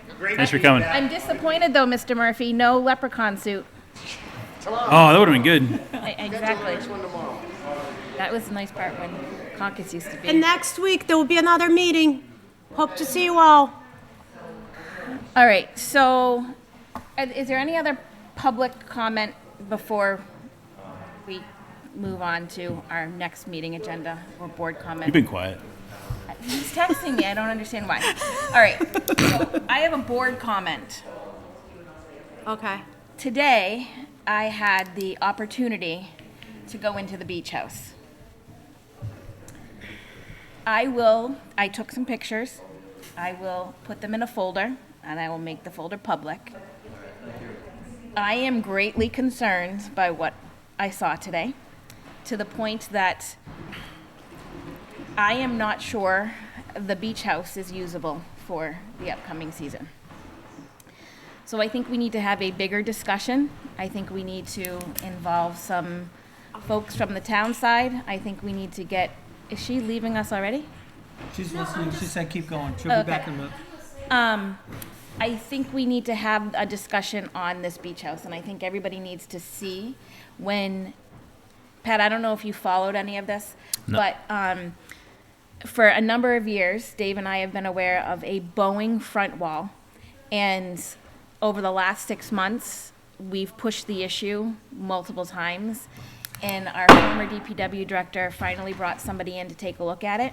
But in order to gauge the wall, they removed, literally, it's down to the studs. The front wall of the main room is down to the studs, and they took out the ceiling. So the main room has no ceiling. It has no front wall is the front wall wall. facing. Wall covering facing street? Prospect Street. Facing the street, okay. There's exposed wires. There was exposed wires there before, that there shouldn't have been, before the wall was even taken down. I took pictures of everything. I am now questioning whether we have asbestos in there. I did ask the building inspector today. He said he didn't see any, but I don't know if he looked everywhere. I think some tiles that I'm seeing in one of the back rooms are original. We purchased this piece of property in 1964, according to the online stuff. That's an asbestos decade. I think we just need to get a solid plan in place. So as we're hiring people, we can probably bring in portable facilities. We can probably bring in some sort of shelter of some sort. Porta potties, Dave. We may even be able to get some repair done on that building in time. The thing is, it has to go through, because it's, the current estimated cost was $21,000, and that was, I can be looking at you, you were at that meeting. $21,000, and that did not include prevailing wage. So usually, 15 to 20% more on top of that. So it's a decent chunk of change. It's possible to get it done, but it's got to go out to bid, so that's going to add time to it. Then they're going to have to hope that we find somebody. So I just think where that is one of our more popular features, we need to have a discussion about that next week. What is going on right now? She found a drawer and needed to know what was in it. I see that. Let's all open our doors. Can I ask, did they at least clean it up? Or did they just tear the stuff down and just leave piles? No, the materials were put into they rented a dumpster. Okay. Whoever did it. All right. So the materials are gone. I mean, the carpet, because most town carpet's beaches, been- I guess, well, wait till you see the pictures. I walked through there today with our rec director and a member of the public who's actually running for a position on the select board. I thought maybe she might be interested in seeing this. And the whole time I'm like, what is going on? There's like 4 different types of floors. Our carpeting was put in 2019, but then there's still like a 7-foot section of the old carpeting, which leads into the flooring that I believe was put down in like late 60s, early 70s. There's like 3 different types of tile. There's holes in ceilings. There's ceiling tiles coming down. I just can't. It was really difficult for me today to walk through there and wrap my head around it. I didn't go in there last season. I mean, my kids were older. I didn't have any kids to take to the beach, so I never went in. And the season before that, I was there plenty of times, but I guess I never really looked at it in the way that I looked at it today. The front wall is so unstable, you can actually shake it and it moves. Like, I have a video. You hold on to the front the front beam and you shake it and the wall moves. So in order for that to really use that facility to the best of our benefit, those repairs would have to be done. Otherwise, I think we're looking at bringing in temporary. And you had a conversation today too with the building inspector. Yes, the building inspector was involved by the DPW director after the tear out of the ceiling and the inner covering on the walls. And so he is aware of what's there, and that's what prompted the determination that it was going to be more than a $8,000 or $9,000 fix. The bottom of that wall has detached from the plate completely. That's why you can move the wall back and forth.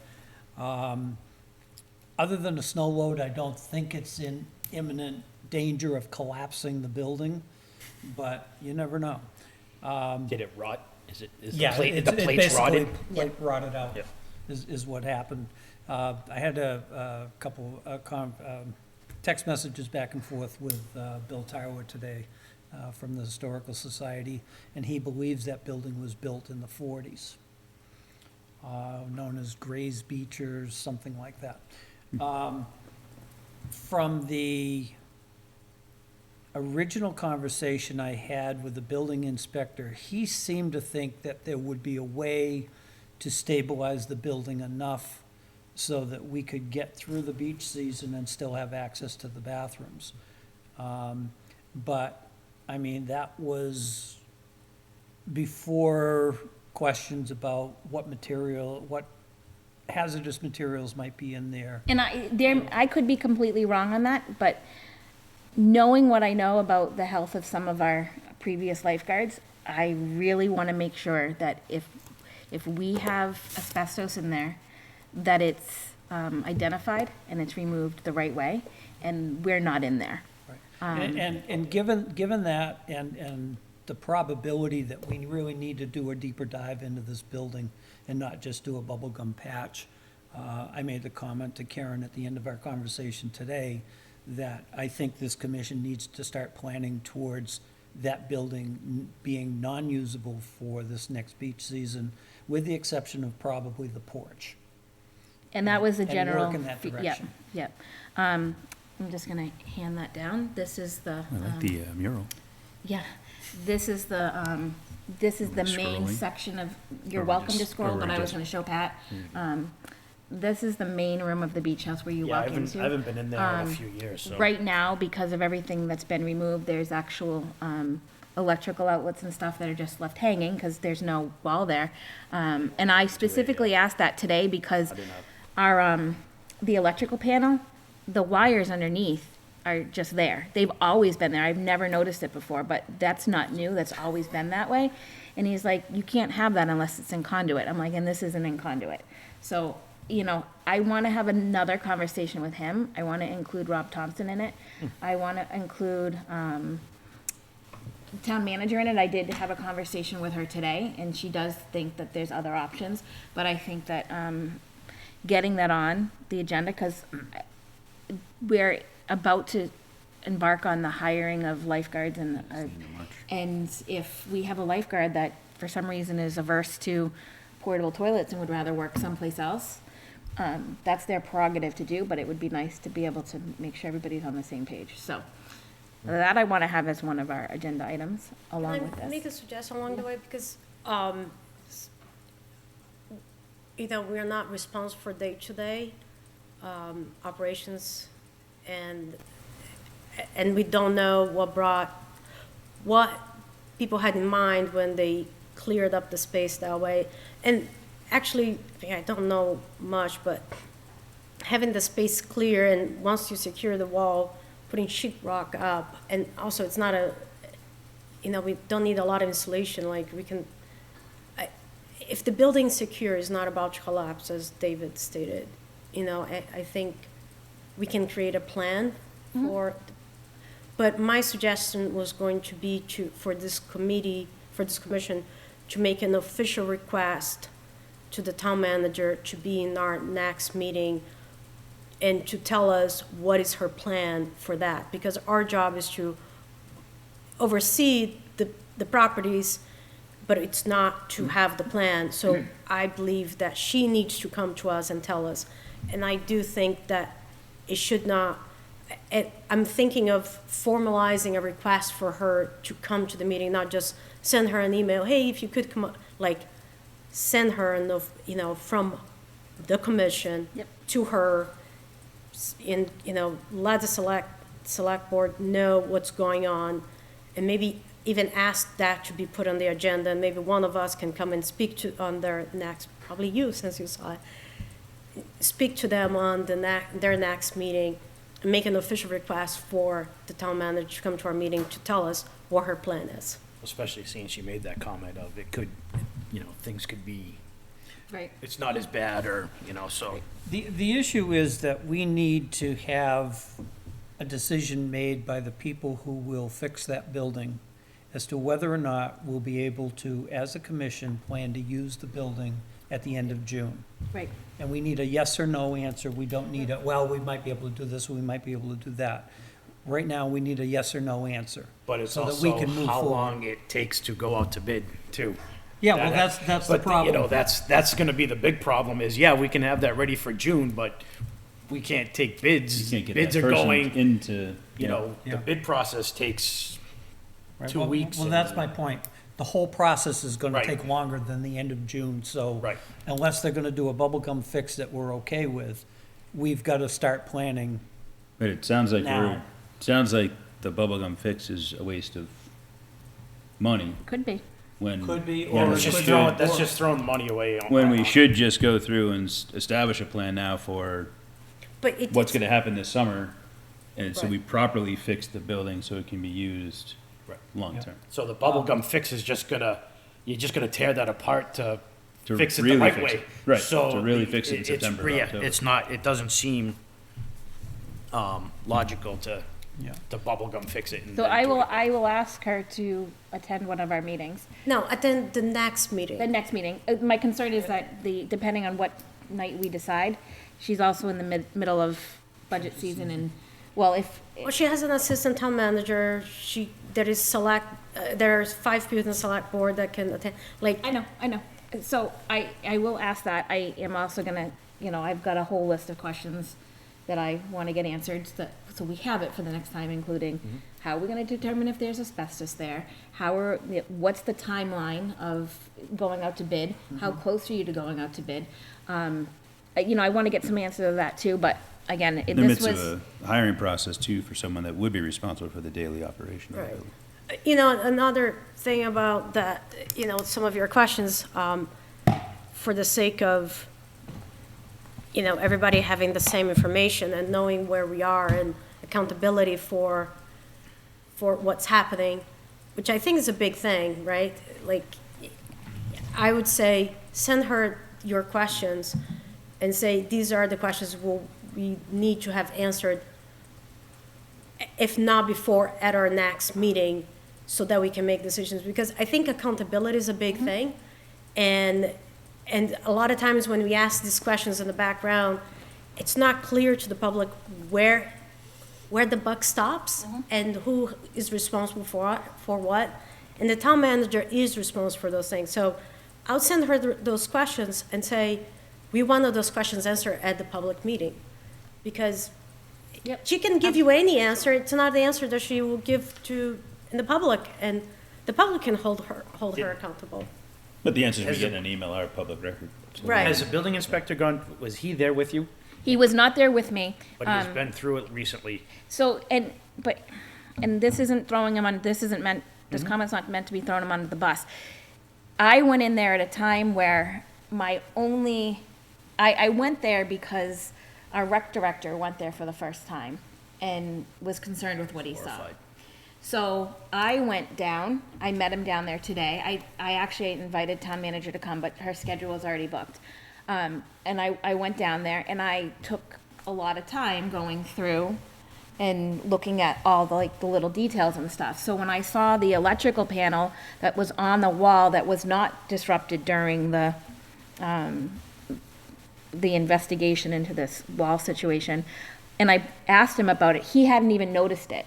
So I think when he went down there, his goal was to look at the exposed ceiling and look at that front wall.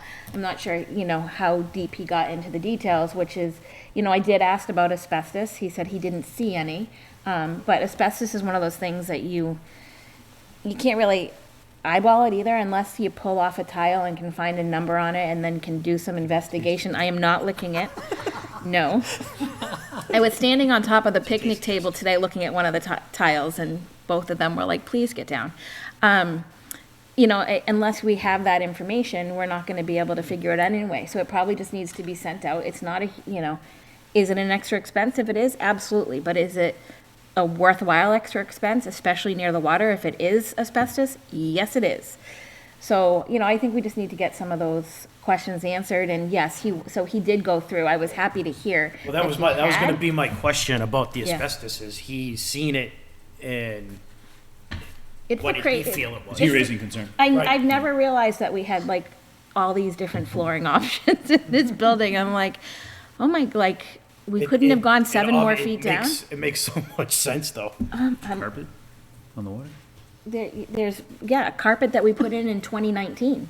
We put the main room carpet in 2019, and then we left like a 7-foot section of the hallway, the old carpet, that leads into some sort of self-stick tile that leads into other rooms that have the original tile that leads into the bathrooms that I think were renovated in 2002 according to the building permit that's still mounted to the wall, and that's like new tile. I guess we feel good that And we might want to get the historical commission involved. There's a telephone book hanging in the, like, you know, when you used to have the payphone, there's one of those. It could date back to like 1920, I'm not sure. Which, by the way, you mentioned telephone, and I just have to bring it up because I harped on it a couple of years ago.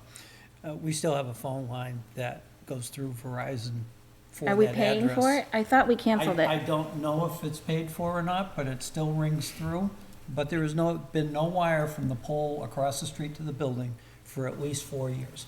I'll try to follow up on that. So, all right, we're gonna get on that. Rob Thompson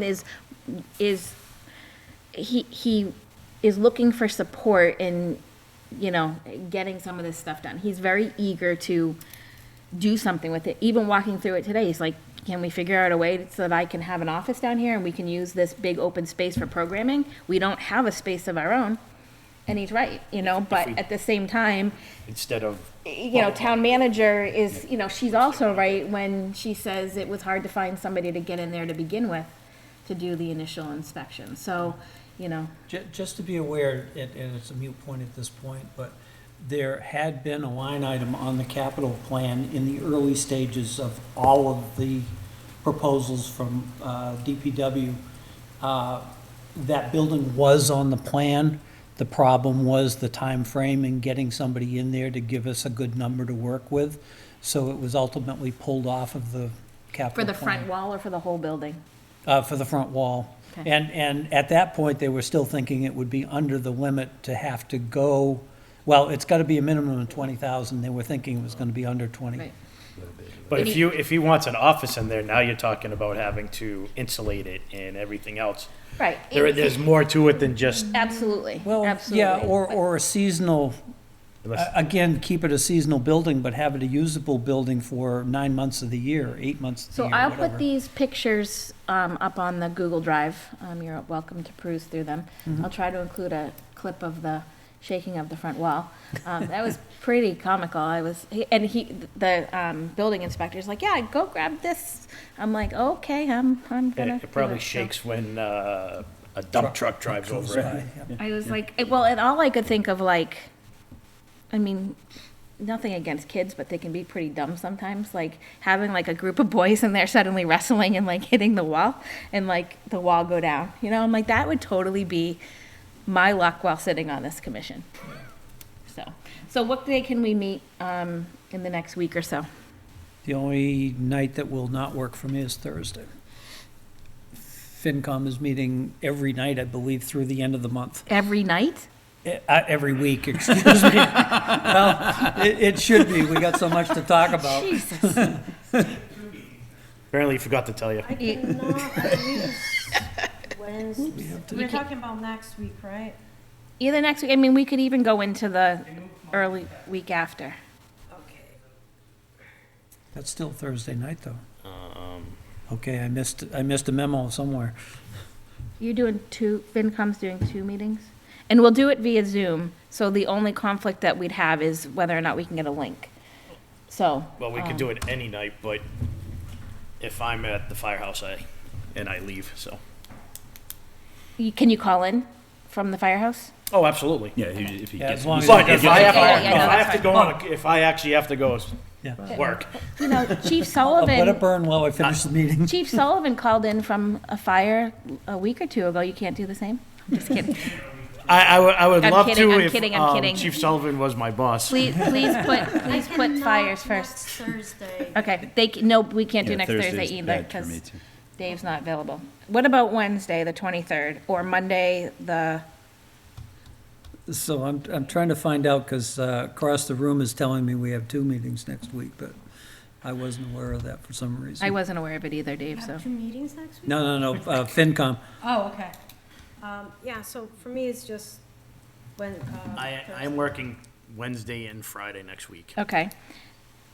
We could do, what do you work the week after? Well, that's a touchy subject. So. Okay. Tuesday. Okay. Well, no, my son's going in for surgery Oh, yeah. on the 31st, so Okay. I will not be available That's the rest fine. of the week. I Tuesday. could do Tuesday as long as the town gets back to me like ASAP with a Zoom link, because I gotta get it posted. Gotta get It would have to be posted posted by tomorrow. I could do either Tuesday, the 22nd or the 29th. I'm good both of those. Are you nights. both good both those days? Should be good for All both right, so why don't I do Tuesdays. this? Why don't I put in for a request for Tuesday, the 22nd?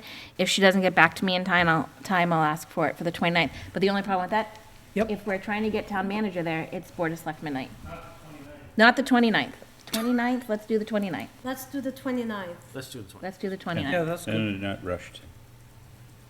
You want to chime in? Does the 29th work for you? Baseball owners and players just got back together, so my schedule's a mess right now. Okay. All right, so I'm gonna put in Parks, 7 PM via Zoom. That work for everybody? Yep. Yep. Pat, that's all right with you? You're not gonna get thrown under a bus by your wife or anything? Probably, but. Zoom, right? Yes, please.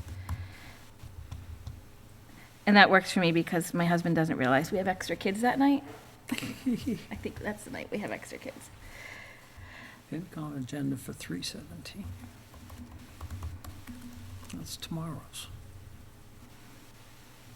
So that is 3/29, 7 PM. All right, I think that's The agenda at that point is principally the beach house. beach house and looking Beach at these. hiring stuff out. We need to solidify season pass rates and make sure so I'll just try to front load it with a lot of beach stuff so that we can be done, and then the Woolworth Was stuff. Rob Thompson here today? I don't know if he was online today. I didn't see him on, Can we, is he aware of our meetings? Yes, he knew we had one. I'm pretty I was with him Okay. today. Is that again? He's the rec. Yes, he's the rec director. I know I know he knew we had a meeting tonight because he thought I had an update by him on it. And I said, no, I don't have that on tonight's agenda, so he may not have come, because he doesn't have a vote in that. I don't know. I can follow up with him though. But yes, I will make sure. I just want to understand it's not it was an open meeting. It's not about a vote. We took up opinions from everybody. No, I know. And, I would think that our parks, the person responsible for running our program. And something could have happened. I have no idea. No, I know. I'm just voicing, his feedback on running the program would be valuable here, where the concession stands is, he's, everything. He would be our, we took the opinion from everybody about how we can use the park, and we did not take a feedback from the town on how we can use the park. You mean from him? Well, he represents the day-to-day operations, so yeah. So Understood. everyone voiced their thoughts and how we can best use, but we didn't get feedback from the person who would be running our programs. Yep, I got you. Karen, do we have a clear picture, and I know what the answer is to this, but I'm going to ask it publicly anyway. Do we have a clear picture on who is running the DPW at this point? Heather Lemieux. Okay, thank you. And that's what I thought was the answer, but, Yep. okay. Where are they at in the process? When I asked today, she didn't want to give up much information. She just said they're still in the process. Yeah. So, But under the charter, she is technically Yep, the one and, that's responsible, and yeah, and I specifically asked Rob today who he reported to, and he assumed that it was Heather. So when I talked to Heather, I double checked, and she Okay. said yes, Heather and So assistant they didn't town make manager. it, has the old DPW director left? Yes, Is he he was officially- done as of last Friday. yeah. And they there's, didn't make a temp? there's been no interim Interim. voted or anything, so that was the answer I expected. Yeah. Because under the charter, she's responsible for it anyway. I'm just gonna go back to the fact that and I don't know what happened, that our rec director was not in this meeting today. I, as a commissioner, I do think it's a big problem, and it's problematic, and I am considering going to the next select board meeting and telling them about it and how much I have an issue with it. So So I have no idea, again, I have no idea if something happens, I have nothing, so before we throw them under, let's just check in. Well, I think, it should have been, it should be that if he could not make it, that he would have let us know. And this goes back to my issue that we had when we hired him. We have not set him up to be successful in I this job. still don't think he's set up to be successful. And it's not a reflection on him. It's really a reflection on how we set up this job to be, the expectations that it was given to him during interview. I remember clearly asking Rob, did you tell him what should be his interaction working with us? And Rob said, no, there is an understanding about it. No, there is clearly not understanding about it. And this is a big meeting. This is our last feedback to the architects. They're designing the park that we're planning to run our programs on. And we did not take feedback from the person who's going to be running the programs from the town. And maybe, I don't know. I think he is a parks person and recreation, and his feedback should be had in this meeting, and I have an issue with it, because we should not go back to the problem that we had the last time. We already hired someone who was not successful in the job, and we hired another person, and here we are again. We should not go through this another year and a half with the taxpayer paying people's salary and just hiring people for the sake of hiring people. Did we hire him, like the commission hired No. him? Or did the No. town hire No, him? the town hired him. Nope, we No, were we not. didn't. No, I was, I because know. you would say "we," so I was just making sure that we, as the Parks Commission, didn't hire him. But it's We're- we as a we're- town. No, We're yelling at Right, ourselves. no, Yeah. and I This is a totally, waste of money, literally. I totally Like, understand where you're coming We have from. someone who the taxpayer is paying to run this program, and it's not him, it's really, we have not set this job to be successful. We already had this problem before, and here we are going through it again, and Yeah, it's like, I don't know what the expectation is, so he's a part-time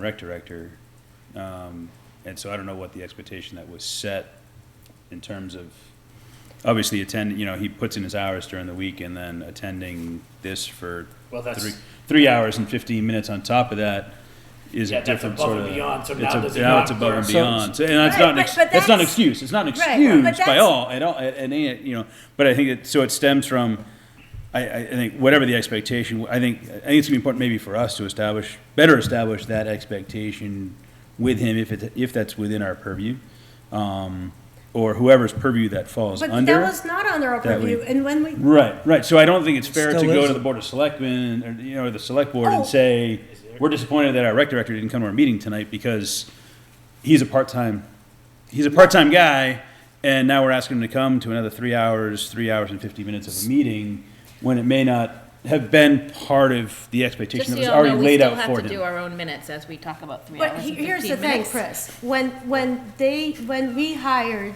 When he was hired, this was something that I brought up. No, Hold yes, on. yeah, yeah, And yeah. then I actually, when the select board were going to appoint him officially, I went to the select board meeting and I spoke publicly about the issue that I had, that they should postpone the appointment until we could actually have a job description and the job set up to be successful. So this lies within them. No, that Yeah. was my next question. Is But there they- actually a job description? There is, and I will, if you don't get it from me tomorrow, let me know, because Mr. Begley, I sent you an email this afternoon, or this evening, and I sent it to myself instead of you.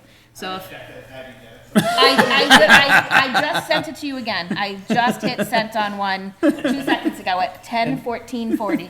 And to your point, the job description is I would say, a minimum of a 48-hour-a-week job. The main Yeah. thing Yeah. is, Yeah. I think this buck ends with the select board and the town manager. This is not about Rob Thompson. And they were warned, like, I went to their meeting, that they were appointing him, and I was specific about my concerns on hiring someone without giving them clear path to be successful. And here we are, and this is a failure, and this is a waste of money, okay? So if he's part-time, and we have other employees in town that attend committees meetings, if he's part-time and there is a meeting coming, so the week that has a meeting, he doesn't work one of the days, so he can attend the meeting, so he can prepare for the meeting. Whatever it is, that is setting him up to be successful. And so the select board were warned about this, and here we are in a crucial meeting, and he was not here. And I think the select board needs to explain to me and to everyone who's paying this gentleman's salary, why is that? Because this was a very important meeting. So anyway, Honestly, I'm just I think that- forewarning everybody, I will Yeah. be at the select board's meeting. I would go, I think it's gonna be important for us to go to, The first step put is our town best foot manager. forward and figure, and we have a good working relationship, I think, starting. And so I think putting him on blast in front of a select board before we actually have a conversation with. It's not him. No, It's but the but select it's board's fault. Failure. Correct. It's not him. But let's It's figure the- out with him directly what, hey, you didn't attend tonight, what's the story, kind of deal. I don't know. This is a select And board then establish, failure. I think I think it'd be important to establish with him what our hope and expectation is. No. we No, listen can't. for a second, I know, but we can't, we don't have his With, boss. no, I understand that. But we need to ask the question, why wasn't he here? Gain some insight, why we wanted you here. And then figure out, is this something that you're gonna be able to do in the future, going forward, so that you're at these meetings? We can figure it out, we'll figure it out. And then, how can we help the process? 'Cause he doesn't report to us. So how can we help him in the process of making sure that he can attend these meetings and how that But you goes? see, I think if we're going to reach out to anyone, should be the boss, because. But you're rolling him under the, but regardless, I know you don't mean to point Right. fingers at him, but by going to someone, like if someone has an issue with me and they go to my boss, my back is immediately up, I'm immediately defensive, and now I feel like I'm being attacked. Versus you have an issue with me, come to me, talk about it. I don't have an issue with and you. then- I have an issue with your All right, boss. And they failed. I'm sorry, I have an issue with the boss. All right. I just want to make it clear that if you do present before the select board, that you are not representing this. Oh, don't commission. worry about And- that. And I know Yeah. you're very Oh, much I'm aware of it and very yeah. careful. I Yeah, I'm- understand that. My only comment is that what you just had for an exchange, you want to go to his boss. His boss right now is the town manager, and her boss are the Board of Selectmen. So the proper, I believe, path is to go to the town manager, and if we can't resolve it there, then we go to the Board of Selectmen. That's I my agree feel. with Chris, though, you're gonna look at it, he's gonna look at it wrong. I think we have just that- talked with Rob. I've So- never met him, I No, don't know. He's a great guy. But it just, Great guy. that's, I think we're setting a if bad you tone go if we're above doing me to complain about, and But you're not complaining about him, and I get that, but you are in a sense because he wasn't here. Yep. So. So the issue we have with when we set up people to take jobs there, that we don't tell them the expectation is is that when you actually putting him in the middle of creating a situation for him that he cannot resolve, he doesn't determine his schedule. His boss does. Correct, but so I would approach this, the way I would approach this would be, Rob, we had a meeting, it would have been great to have your input. I totally get it, is there a reason you weren't there? What is that reason? Can we get your input? It's gonna be important going forward that you're at these meetings. Can we help in some way facilitate whatever needs to happen with your boss to make sure that you can attend these meetings? I think that's the proper way to go about. Like, if someone's dealing with me and they have an issue with me, how can I help you work with your boss to make sure that you can be an active participant in things that we view as important as opposed It's to. good. So we're multiple issues. We'll get them sorted out. So, all right, it is 10:20. Motion to adjourn at 10:22. Second. All in favor? Aye. God, we didn't even have to do a roll call. Wasn't that wonderful? Yeah, no roll call tonight. Wow.